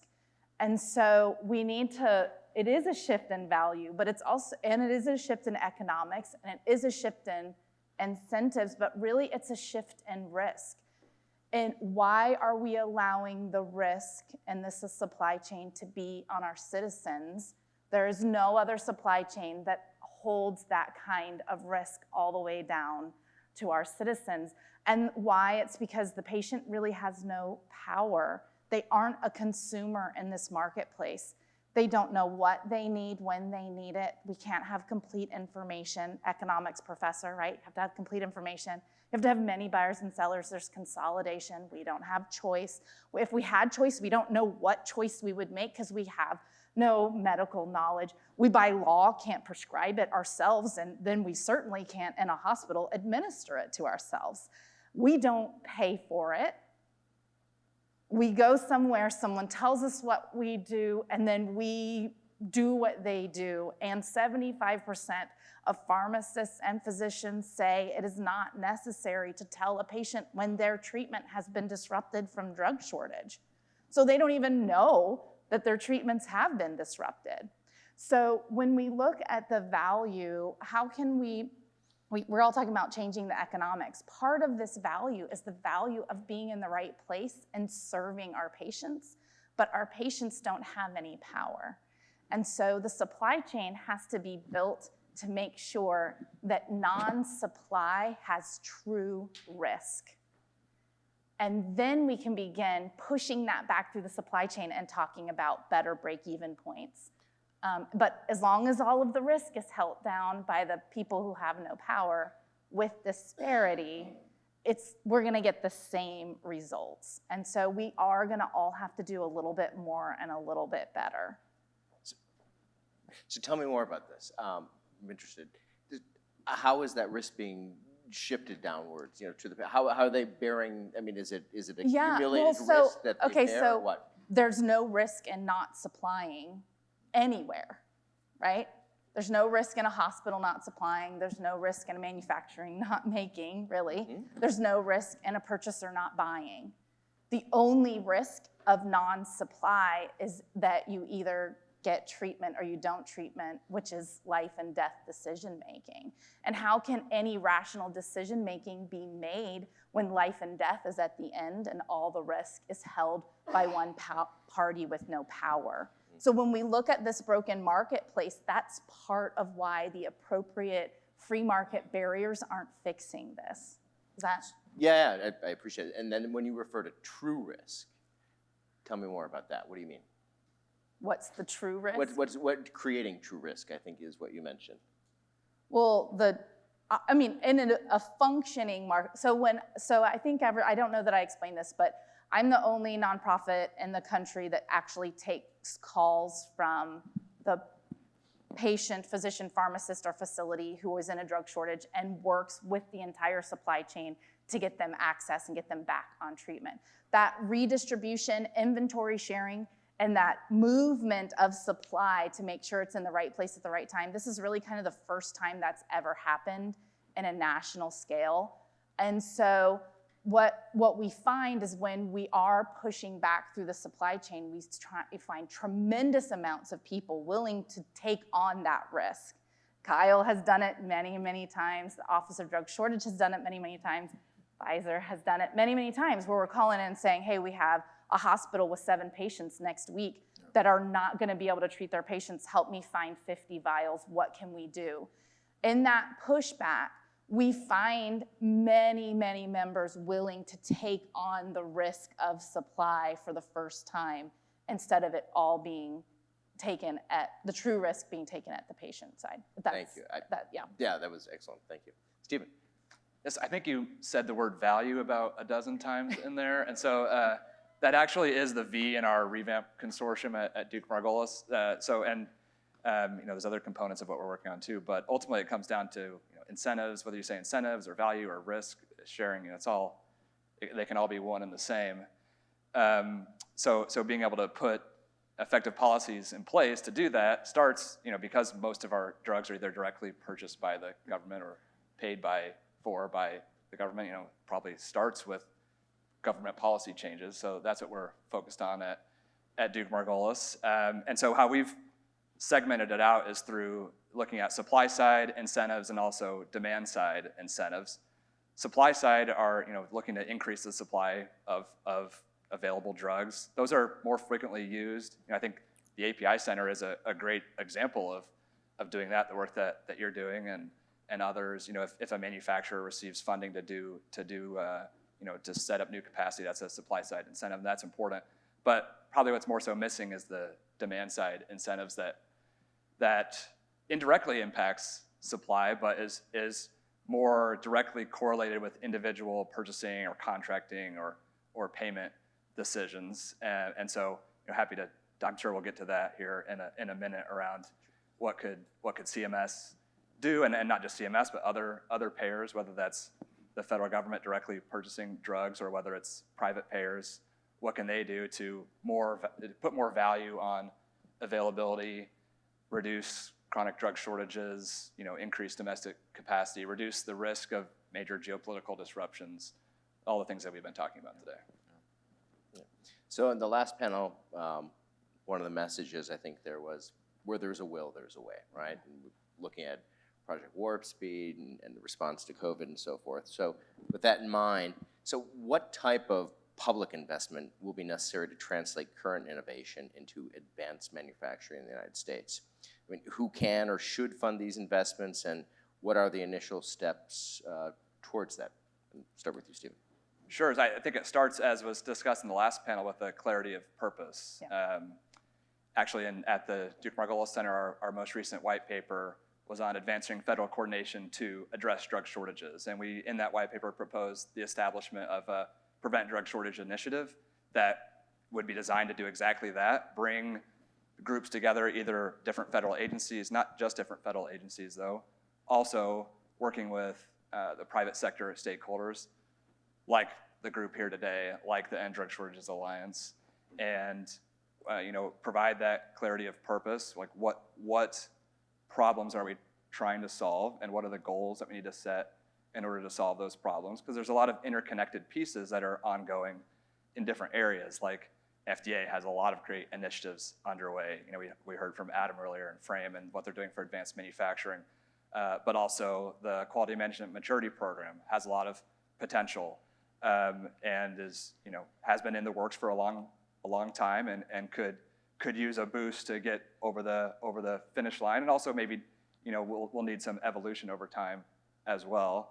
But some of those programs also are interconnected with other areas. Like if we're talking about a CMS payment program that incentivizes certain actions that promote more reliability, that program will be triggered by certain things, like some of the other programs that I mentioned. And there's a need to connect those. So like I said, at Duke Margolis, we think that the first step to get to this future state is through creating a coordinated, cross-cutting entity that can actually reduce the churn that's happening currently by having increased coordination and set us up for future policy steps that will move towards sustainability. So should these all be, public-private partnerships, and who's funding all these? Well, there would need to be some government funding to set it up, although not a lot. You can do some coordination without a lot of significant funding, really. But then there is a huge private sector component of that. I'd love to see a consideration towards a model like Nimble, where there's some government funding and there's private sector funding as well that comes together, government match of private funding or something along those lines. I think this group here today and the End Drug Shortages Alliance would be interested in thinking about how a model like that could work. There also has been a lot of great work done by coordinating entities like OSTP in the federal government, but it hasn't been institutionalized. It's kind of starting from scratch every time the issue becomes more, what's the right word? Every time the issue becomes more biting or more pressing, the question is, well, what's been done in the past before on this? And if we had an institution that was kind of building institutional knowledge over time, it would help in that regard. Yeah, churn is an issue. Yeah. Go ahead, Laura. Yeah. So in our story in 2019, I didn't know this existed, so I went about what has happened in the past, what has worked, what hasn't worked. I found a ton of information. So all of you experts in here who have published a ton of information, thank you. I found all your information to kind of get an idea of what's going on here, but my favorite one was the 2019 FDA Drug Shortages Root Causes Possible Solutions. It was very easy breezy. It was not But the summary in said a word that I have built all of our projects and principles on, a sentence, and it was like enduring solutions, because actually almost every literature that I had read talked about mitigation, and mitigation is temporary, mitigation isn't systemic, mitigation often lies on the back of patients being removed from protocol. So I didn't really love all the mitigation solutions, but the FDA said enduring solutions will take multi-stakeholder efforts and rethinking business practices. And this is the solution to building a resilient and reliable supply chain. So who should coordinate it? It does need coordination, but it needs public-private, nonprofit partnership in collaboration. All together, there needs to be some empowerment. Somebody needs to be empowered to drive the chain. Fernando talked a lot about that, right? It does need purpose, but it needs the checks and balances of patient advocacy. It needs the checks and balances of nonprofit. It needs some power of agencies behind it. But I've worked with many agencies and members in the last 4 years to try to figure out how I can solve a shortage each time there's a major disruption. And there are very different cultural barriers and other barriers in every single agency's. Some allow patient advocates to talk to somebody. Some do not. Like, this is unacceptable that I've got, a hospital who cannot get care to their patients, but I can't actually do anything but submit an email and wait for someone to respond to me 9 months. and send an email it was 9 months. It was 9 months. I had already solved it 30 hours after I sent the email using other members of the supply chain who were a culture of the willing to do what it took. And so when we look at solving this, it does need a little bit of centralization, but it needs collaboration, and we cannot do the same things we've always done. If we do the same things we've always done, we're gonna get the same result, which I think one of the smartest things that was said in the last panel, I loved everything everybody said, but something about this moment, right? It's continuing to contract and contract and contract. And we're in a moment where we can either change this, or we can let not only this situation persist, but get worse. And we've got to not let this moment go by. So it does need public-private, nonprofit partnership. It needs some empowerment. It does need some funding, but it cannot be solely government-run. It must include the free market. It must include patient advocacy, and it must include rethinking what has been done and saying, we understand this market has failed for 20 years, so we're not gonna just build on top of failure. We're gonna revamp, and we're gonna give the patients the supply chain they need. And just to comment on that real quick, you mentioned the FDA Drug Shortage Task Force report, which was fantastic, like you mentioned, but it also was a temporary initiative. It was, yep. And the Prevent Drug Shortage Initiative, or the PDS initiative that the Duke Margolis team has proposed, wouldn't be the same as that task force, but you could learn a lot from that task force and say, what are the things that was good, bringing a lot of different groups together in the government, and we also need to have public-private, the private sector involvement as well, but institutionalizing that, as everyone here knows, this is a multi-year problem. Well, and it needs a leader, right? And the churn of, I feel like every single time I find a champion and get them up to speed and I introduce them to the people who are doing the great work, and then, well, they're reassigned somewhere. Right. I mean, I've seen that happen a few times, and I got to start all over, and, so I would love there to be like a consistent champion. Kurt, can I put a bow on this? Absolutely. So, please do. So what Stephen and Laura just said is so important, and I want to make sure we're clear on why. Right now, the problem is twofold, and we can argue there's many more, but I'm just going to highlight two big ones.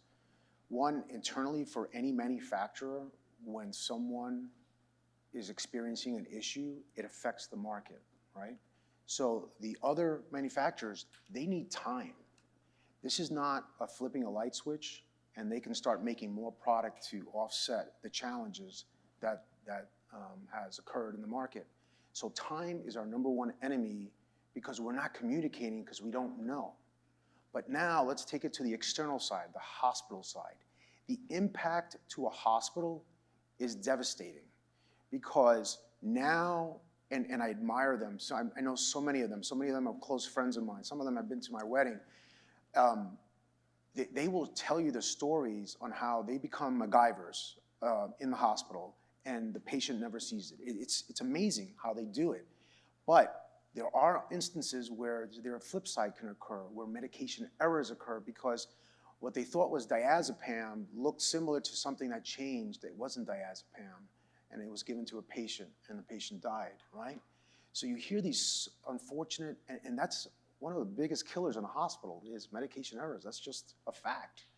And so when there's a drug disruption, supply, there's this immense domino effect for the manufacturers and hospitals and patients that I don't think the whole country can fully envelope the understanding of it all because it's so much. And I'm just touching on a couple of rungs in my ladder. My ladder is so long, I got tons of rungs to talk about.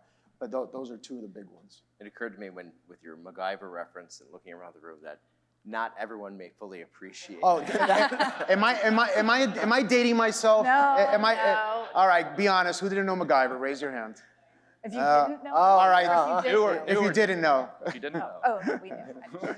Anyhow, so I think what I was hearing is what we need to do is, to your point, to build a history to institutionalize so that we can have enduring or durable responses here to address this, and not merely mitigation strategies, which are more evanescent in nature. So, okay, and that's what we need the investment in to create those, to create that institutionalization, that knowledge, if you will. That's a first step, yeah.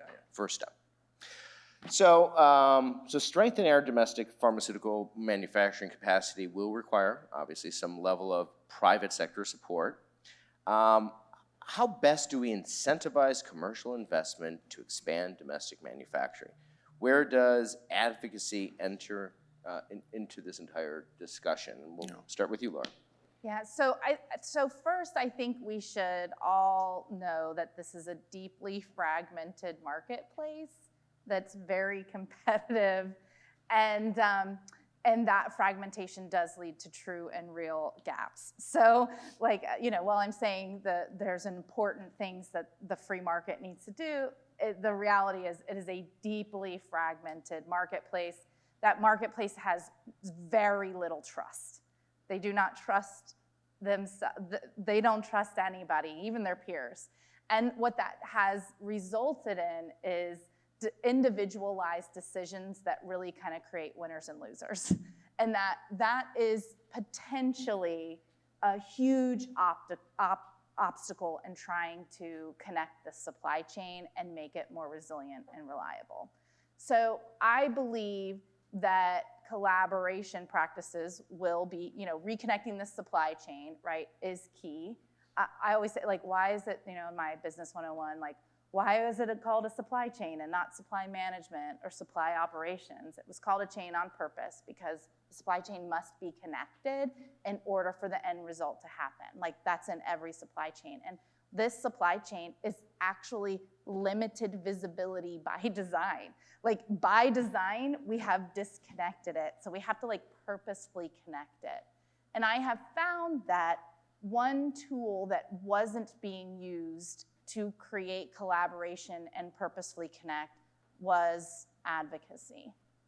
Having the patient be brought back through the supply chain, giving purpose, and making heroes, and recognizing the important work that someone in a facility during COVID went at 2 a.m. to make sure a package got out to a hospital, and going to them and saying, closing that loop, you just saved somebody's life. Do you know what that sacrifice of waking up early? No, you're not a $15 an hour an employee, worker in just some distribution center. You're a hero today. You saved the life of a child who loves Spider-Man. And then would sometimes get thank you notes from that patient. And what I have found is that if we want to connect the supply chain that's deeply fragmented, we've got to purposefully do it. There's a lot of purposeful actions that we've talked about today. from key starting materials to API to, but I think corporate social responsibility, patient advocacy, nonprofit purpose can actually be a huge motivator here. And when we're talking about shifting the economic incentives of this marketplace, what we have found very successful is it's not about always spending money, though that is one thing we do. It's about opportunity, and how can we bring opportunity? So how can we bring opportunity to manufacturers to manufacture, but how can we bring opportunity to find purpose? And how can we bring opportunity of the value of being in the right place at the right time? How can we bring that opportunity back? And I want to tell you, we found tremendous, tremendous movement and change from pulling that motivational lever that had never been pulled before. And so incorporating advocacy and opportunity, right? And I actually think business is really easy to motivate, right? You either tell them they're gonna make money from it, you're gonna tell them how they're gonna be heroes from it, or you're gonna tell them how they created purpose from it. Like, hopefully we can do all three of those things, and what we will find is change. We'll find a better, more resilient supply chain. Thank you. So Marcus, how do we incentivize commercial investment to expand domestic manufacturing? So, I mean, there's so many opportunities, but right now, immediately, front and center, advocacy towards revisiting the Inflation Reduction Act that's being introduced, that's concerning. I strongly believe that the entire generic space should not be under that umbrella. It's again, devaluing, like Karthik said, who we are, and they have to have that political will that Ed talked about to really bring it back, because it's only diluting the efforts and taking away from where the money should be invested to help. Hospitals too are devalued because they have their 340B program they have to comply with. So that takes away again from the profits to the hospital that they need to run, right? So 60% of hospitals were in the red in 2022. 60%. What is happening here? That should not be happening in the U.S. I know it's dropped a little bit. It's in the 50s, but still, there's 5,500 hospitals, and over 50% are operating in the red. That's not good, and we need to change that fast. So this is not just about us up here. This is a much bigger, complex problem that it has to be all-encompassing, like we've been talking about, like Steve mentioned, the consortium, essentially, that needs to take action and get traction. Action and traction, I like to say, because we can circle the drain on this topic all day long, but if we don't take action, I mean, I've been to like 7 conferences this year, and we talk about the same crap every day. And it's the same topic, and what are we gonna do, and we need to do this. I'm like, okay, I'm ready. What do we need to do? I'm ready. So that's why I'm here. I was so excited when Laura and the team called me, because I'm very passionate, and I'm tired of being on the side, on the bench, watching this. We gotta just take the bull by the horns. And as Pfizer, as an industry leader, look, we make over 180 molecules, over 600 SKUs. Think about that. We produced over 535 million doses to the market. Those are unprecedented numbers. And so if we don't take a stance and really try to advocate and collaborate, right? Because I'm watching a lot of finger pointing, and that's got to stop too, right? People blame the FDA. The FDA is really trying. I've seen the efforts, especially this year. They blame the GPOs. No, the GPO is doing their job, right? They're getting beat up by the hospital saying, you better get me the lowest, best price. So the GPO is doing their job. And then the wholesalers, I hear on the distribution, we don't like it because the fees must be up the roof, right, Ed? But they are the most efficient to get to 5,500 hospitals that we have right now in this country. So we got to stop the finger pointing, and we got to lock arms, and we got to lock arms quickly. And So building on what Stephen said. Yeah. Sorry, I had to get him on my soapbox. No. It is demand and supply-based advocacy changes, right? So Yeah. Pfizer can sit up here and say they're ready to change, but as all the other three panels said, it has to be purchased by somebody. It has to be pulled through, and that value has to be there. So that change has to be there as well. Can I address the whole, they'll pay a little more? The what? The hospital will pay a little more? Yes, please. Yeah, so I can say this because I've been doing this a very long time. I'm going to call BS on that, and I'll tell you why. Because when there's a drug shortage, they will gladly pay more, period. It's very simple. When there's, I don't care what it takes, I'll pay emergency FedEx shipment, I don't care, I will pay more. But when there's 5, 6, 7 suppliers in the market and there's an abundance of product in the market for sterile, generic sterile injectables, what happens is products have a shelf life that's not forever. It's 12, 18, maybe 24, maybe 24 months, mostly 18. So now you got a shelf life problem, expiry, so what does that company do? Do they eat the cost? And the bottom line, they're gonna go out of business if they're a small company, or do they do a fire sale and drop the price and drive the price down? And that is a behavior that the hospitals have been forced to because they don't have any other levers to pull. They figure, okay, where can I possibly save money? Well, it's gotta have to be sterile injectables because that's the only lever that I have power to pull down anymore because everything's been stripped away from me. So hospitals are in a really bad spot.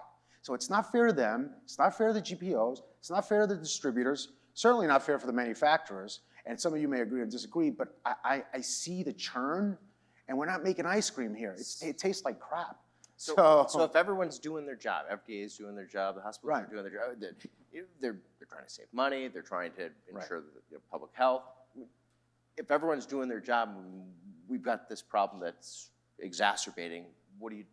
How do you turn that ship around? Bring it back to the incentives. I start at the core. An aging population that's gonna drive more hospital sick patients, that's gonna need more healthcare, that's gonna demand more volume of these products. And if we don't help the hospitals turn their profits around, they're gonna continue to struggle, and we're gonna continue to have this domino effect that comes right back to us. I'm gonna as one example. I'm gonna play a little bit of a devil's advocate there, because if we have to be very clear about what we're incentivizing the purchasers to purchase. When we're saying helping them. Well, I'm talking about DRG. I'm talking about the DRG reimbursement. Well, they're not getting enough. But we can incentivize that, but it has to be for these resiliency measures. It has to be for increased API. It has to be for American-made, because they will keep that profitability and they won't change their purchasing behavior. And that's fair. That's fair. And so there is incentives. And so what I'll change and say, no one wants drug shortages. They don't want it. Almost everybody is doing things to mitigate drug shortages, and a lot of work on that. But they do accept that failure. It is an acceptable cost of business. Every member has accepted that cost of business. And so when you have an acceptable cost of business, there does have to be true behavior change. And that behavior change is going to have to be from the pull-through mechanisms and at the supply side. So there was a lot of discussions earlier about how we incentivize and make opportunity for manufacturers. We want that. How we incentivize KSMs and API. All of that does have to happen, and it's going to have to come through, I think, 3 layers. One, federal and government. One, committed contracts. The government can help there too.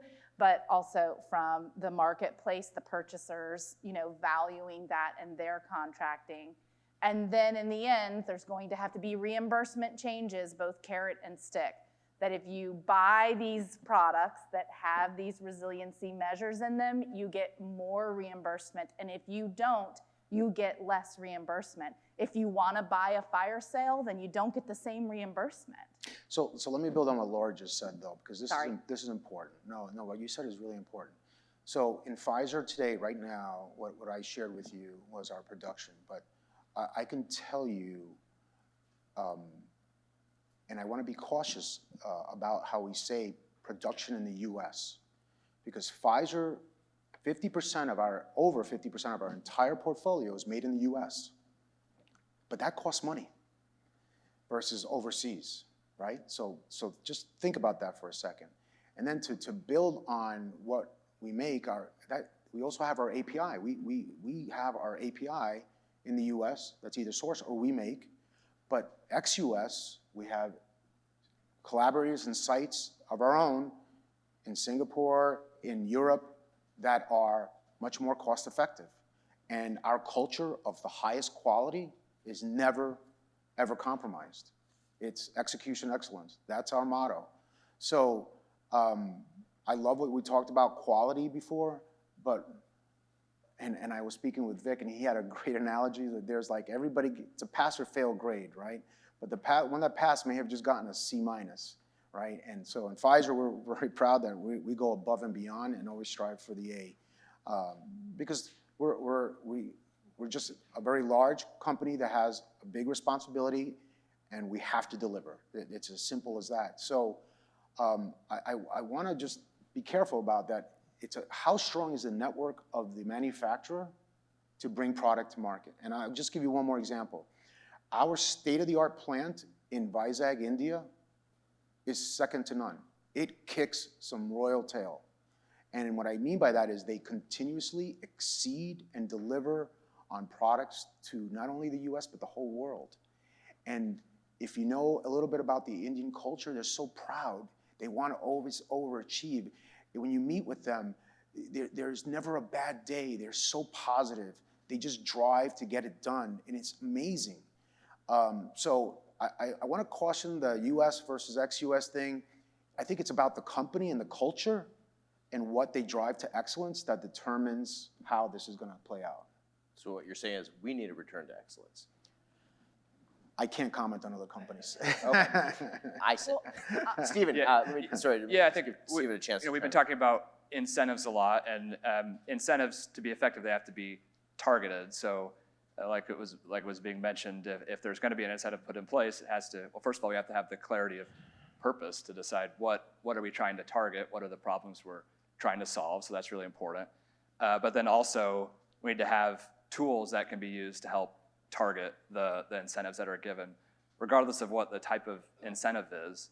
And so those tools, I mentioned a few, FDA is working on. USP has a lot of great tools that are emerging in the works as well, or more than just in the works. The medicine supply map, the vulnerability scoring that USP does. An important part of those is it differentiates.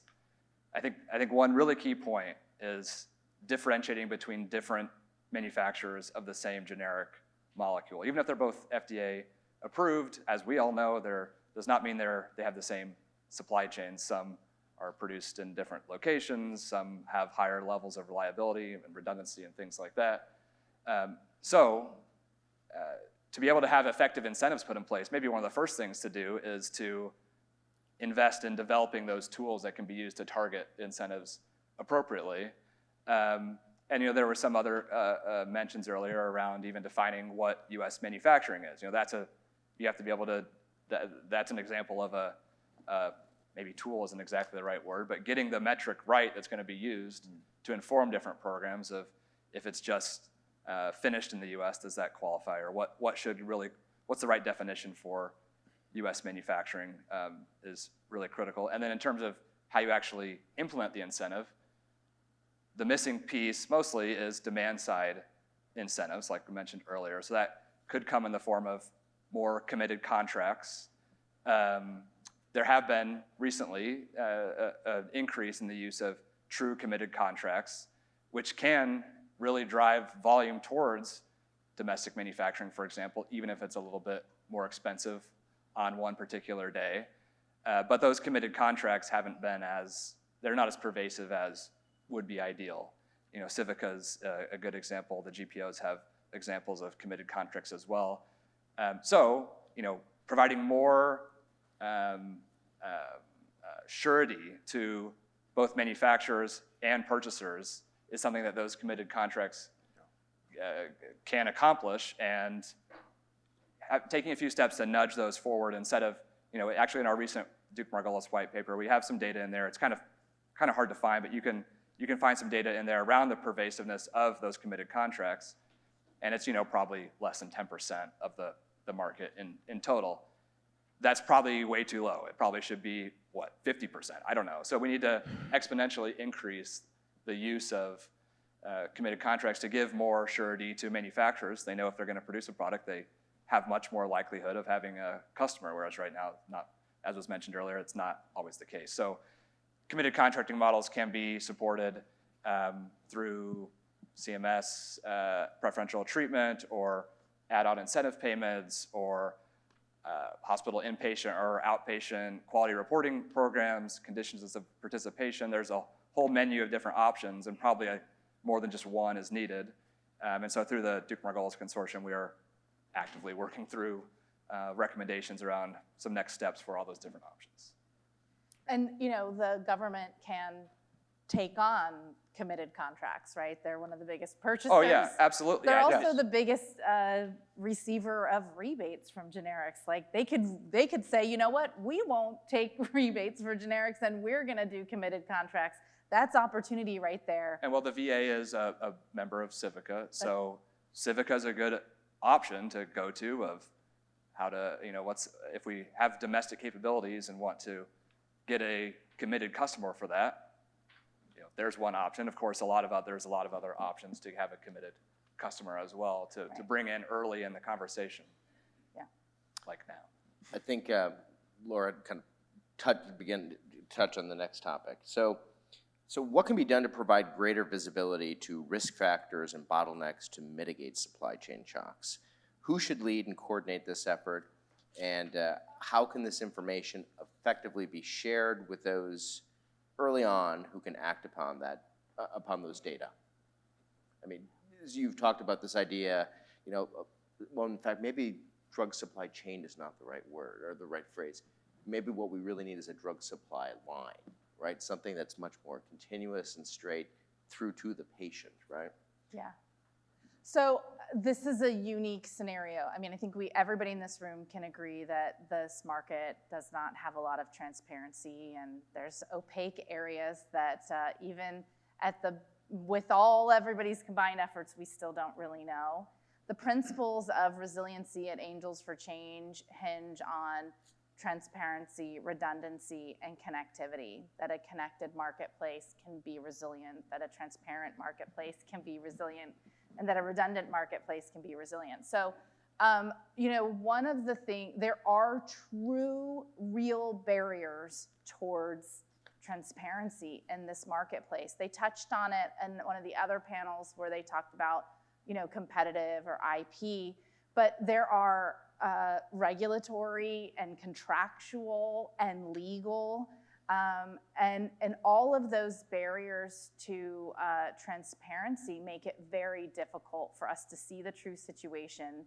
And if you can't, in a situational analysis, right? We all want the plan that Fernando talked about. Well, the plan starts with a situational analysis, and if we can't see the true situation, how do we make a true, plan to move forward? So one way that we have navigated this at Angels for Change, which is very difficult, is I just voluntarily accept what anybody's willing to share with me. And through that, knit together a view of the supply chain. And there is a lot of voluntary sharing. And then there's gaps, right? But if enough people voluntarily share, I know exactly where all the supply is. And so figuring out, maybe it doesn't have to be regulatory required, because that is a big battle right now. I do think the FDA needs more information, but I don't know from a policy standpoint if that lift is gonna happen.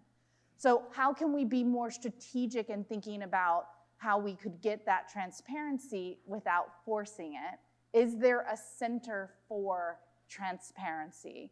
Maybe it's at a trusted place right now that already takes information, like USP, I don't know, or the EDSA or Angels for Change, where we say, here's the information that we want, and then we will incentivize you if you give it, right? It's all about opportunity if you give it, and then there's enough information to make true decisions, because that's basically what I'm doing. And many times, the manufacturers are sharing information, or distributors, GPOs, they're sharing information with me, and they know that they'll ask me to share it with the FDA, but they won't share it with the FDA. Why do you think that is? Well, I mean, you'll have to ask them, but there is, a lot of barriers around that communication. I think a lot of it is I've built a lot of trusted relationships, and they know that what I'm gonna use it for is to save someone's life. And they're not sure what other people are gonna use it for. And so that trust is important. Now, I do wanna call out to Vizient, like one of the first things that has shifted is they no longer ask me to talk to, they've built their own relationships, they have their own policies and procedures, and they're proactively sending information to the FDA Office of Drug Shortage that they didn't do before. And this has really changed some of the dynamics of how the FDA is looking at solving and proactively solving drug shortage. And I think there are others that do that, and I just say, you can send it to this email. Like, you don't need me, but if you want me to send it to me, and then sometimes they want me to collate all the information so it's blind. Right? And so I'm like, sure, okay, we got to get 4 more hospitals in so that your information can go to the FDA so that we can get this solved. And so I'm just all the time saying, well, how can we? And when they say, I can't do that, I just say, well, what can you do? And then I really try not to shame them for whatever their policy or intellectual property or contractual barriers are. I just say, look, we can solve this, but we need more information. And then I take whatever information they give, and then I thank them for their participation, So I guess what I'm saying is there does need to be more transparency. I don't know, there are true barriers around that lift, and that's why it's stalled for 10 years. But maybe if we rethink, if it's multidisciplinary, rethink it, we could have a way to get that information at a trusted source like the End Drug Shortages Alliance, right? And then everyone knows if you're an EDSA member, you're sharing that information, it's housed there, and it can be used to end drug shortages, and this will be shared with the FDA, and this will be shared with Angels for Change to, all of that. I think there are ways around some of these barriers, I guess. Stephen, thoughts, comments? In terms of data transparency and things like that, there are some great examples to draw from of things that now just seem standard, but if you were going to dream it up from the beginning, it would be like, oh, that would never work, like IQVIA. The fact that they get manufacturers to voluntarily report all the sales data to them, and manufacturers gladly, willingly participate because it adds value to them.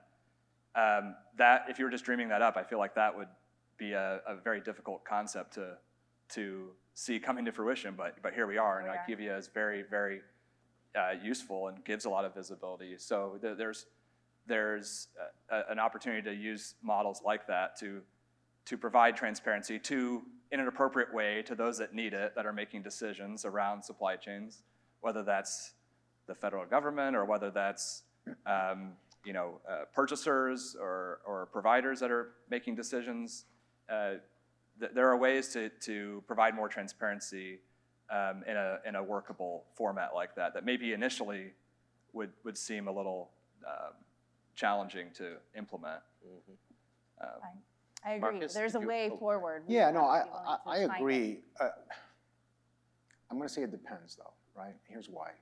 When there's a drug shortage, nobody cares about anything. They just get me the drug, whatever's available. I need it now. I need to save lives. So all that goes out the window when there's a drug shortage. However, if we're going for an award with Vizient and us, we collaborate, we sit down, we talk about API, where it's sourced. We get into the nitty-gritty. We share that data. So that's an NDA. That's a private discussion that we share with them so that they can feel confident when they speak to their members that they are making the best proposition for the sake of their networks. So we are providing transparency in a lot of different ways, just not the way we may like it. And I think what people want is total public view. And there's a lot of legal challenges with that. Proprietary, I mean, attorneys from all different companies would go berserk. So I don't know if we're fully there for full, and I'm not saying you guys are saying that, but I just think it depends on the situation in that moment. I don't think anybody cared about how we made carboplatin when the whole market was out. Carboplatin because of the whole challenge that started late last year.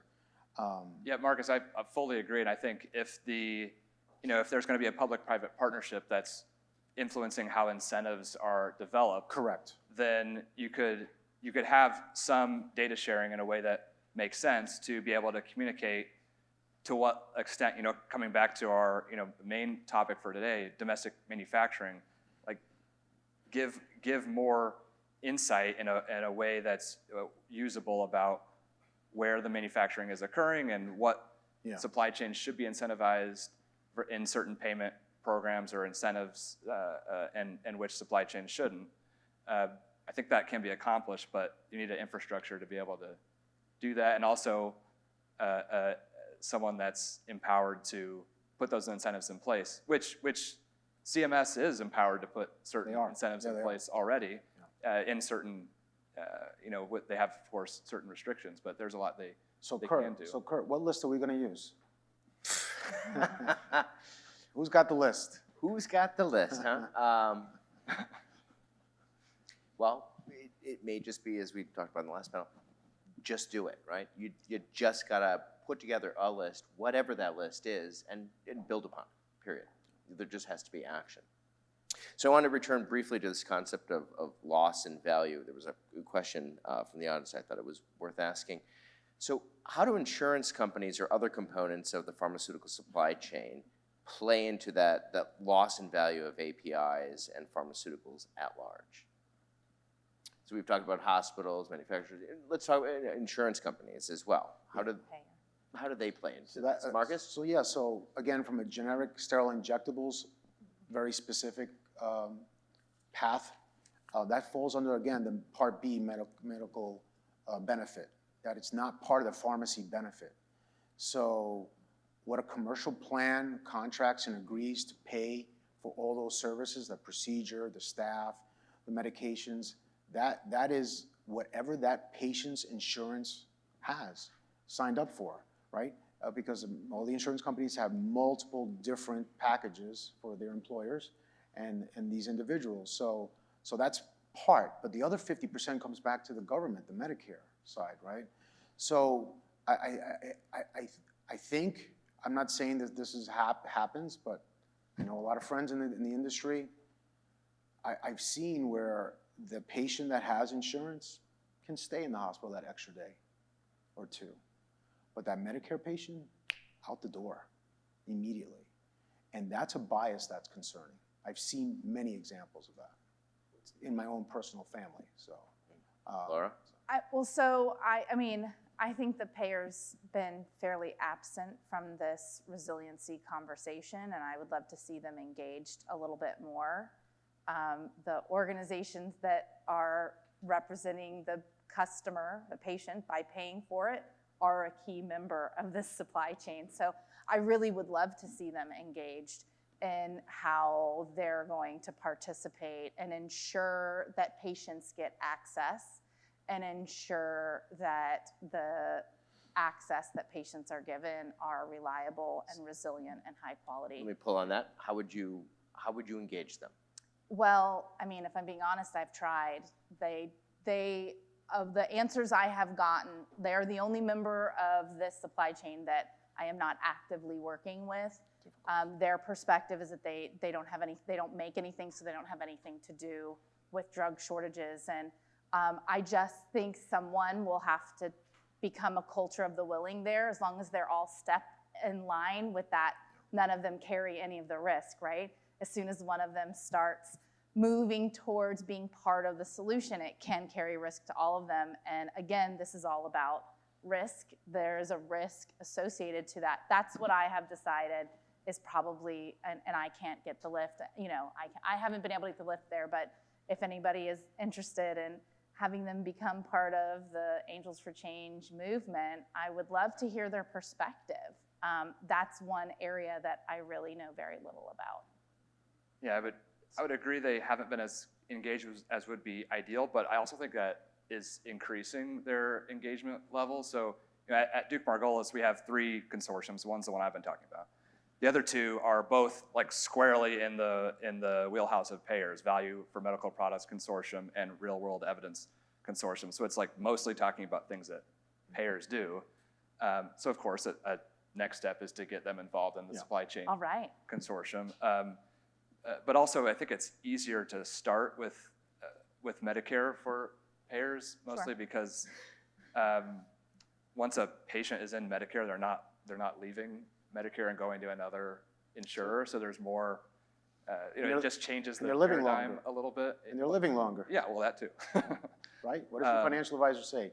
You better plan till you live to 90. Oh, I hope so. So I'm going to ask one, I guess, given the hour right now, one last question, and feel free to kind of include within that some of your, you know, if you've got one recommendation, one, you know, hit-home comment you want to make here, you know, please do that. So in the following context. So strengthening the domestic pharmaceutical supply chain is more than obviously just manufacturing the API or the finished drug product in the United States. The entire supply chain, as we've discussed, from manufacturing through distribution, has to be part of the solution. Again, going from a drug supply chain maybe to a drug supply line. How do we realign incentives that both support and upgrade in manufacturing and also incentivize hospitals, wholesalers, pharmacy retailers to purchase generic pharmaceuticals that are US sourced and products that have more reliable chains? What are some of the initial steps, or maybe just identify one step we can take at this time, considering what has, in your experience, already been tried to date? Stephen, go down the line. Sure, so 2 things. The first is there should be a public-private partnership created that has involvement from different federal agencies. That's an institution that has a long-term view, and that includes private sector engagement from the organizations that we've been mentioned to set clarity of purpose and goals. And then the second thing is there should be new incentives put in place. There's a lot of different options we've been talking about, but one that's clear is there's a need for more demand-side incentives that value certain things like domestic manufacturing, reliable supply, and other aspects as well. And you know, the first place to start is through looking at what CMS can do. But there's other incentives that should be put in place as well. So I think it's kind of a 3-tiered. So it is incentives, but it is supply side incentives that encourage the kinds of resiliency we're talking about, not just onshoring, not just API, but resiliency, true, redundant, reliable supply chain decision makings. And so if there needs to be investment in that, we need investment from an opportunity from government and from the purchasers. We need to invest in that. There also needs to be the demand side incentives so that it gets pulled through. And then I think, you know, we need to be patient-centered in our design. That if we're designing this to make sure that we have a reliable supply chain for every single one of our children, right? When we're thinking about how this looks in every single child, that if our child had cancer, they would get every single treatment every single time. You know, that will make us be a little bit easier in some of these cost-benefit analysis conversations. That will make us realize that this deserves the kind of investment that it needs and sense of urgency. And Marcus, before you answer, because I liked your idea of redundancy, I'm curious, with Pfizer being able to bounce back so quick from the tornado, was there a redundancy built in? Is it something we can learn from? But yeah, so yes and no, and the no is not that we couldn't do it. It would take too much time to get it going at another plant by the time we already recovered, because we recovered so fast. But normally, yeah, redundancy is definitely part of our game plan, but it costs more money, right? So my message to everyone is, look, Pfizer supports policies that truly can address sterile injectable market dynamics to incentivize us to stay in this market, right? We want to be incentivized that Pfizer, if you make excess more product than needed for the market, that you won't be penalized, you won't have to eat the cost, you won't have to throw away that product. Pfizer, we want to incentivize you to have another line capacity, and we'll support the financial support needed, but in conjunction, this is what we need you to deliver on these top molecules, right? There needs to be that type of discussion at this point, because if we just leave it up to chance, it's not going to happen. It's just not going to happen. So, you know, I want to just thank everyone and all the panelists. I think this was very helpful. I'm glad that myself and my colleague April came. We certainly, now we don't feel like we're alone. So thank you, thank you, thank you. Well, excellent, and thank you all for giving your time, not only today, but to, I mean, really helping improve and provide vision for the drug supply chain and improvements, or I should call it drug supply line now. And thank you to all the panel members today. Again, want to thank all the panel members, and I'm going to turn things back over now to API Innovation Center's COO, Kevin Webb. You know, first of all, on behalf of the API Innovation Center, I'd like to thank the moderators and all of our panelists. I know, you know, this has been a year in the making, this initiative, this program today.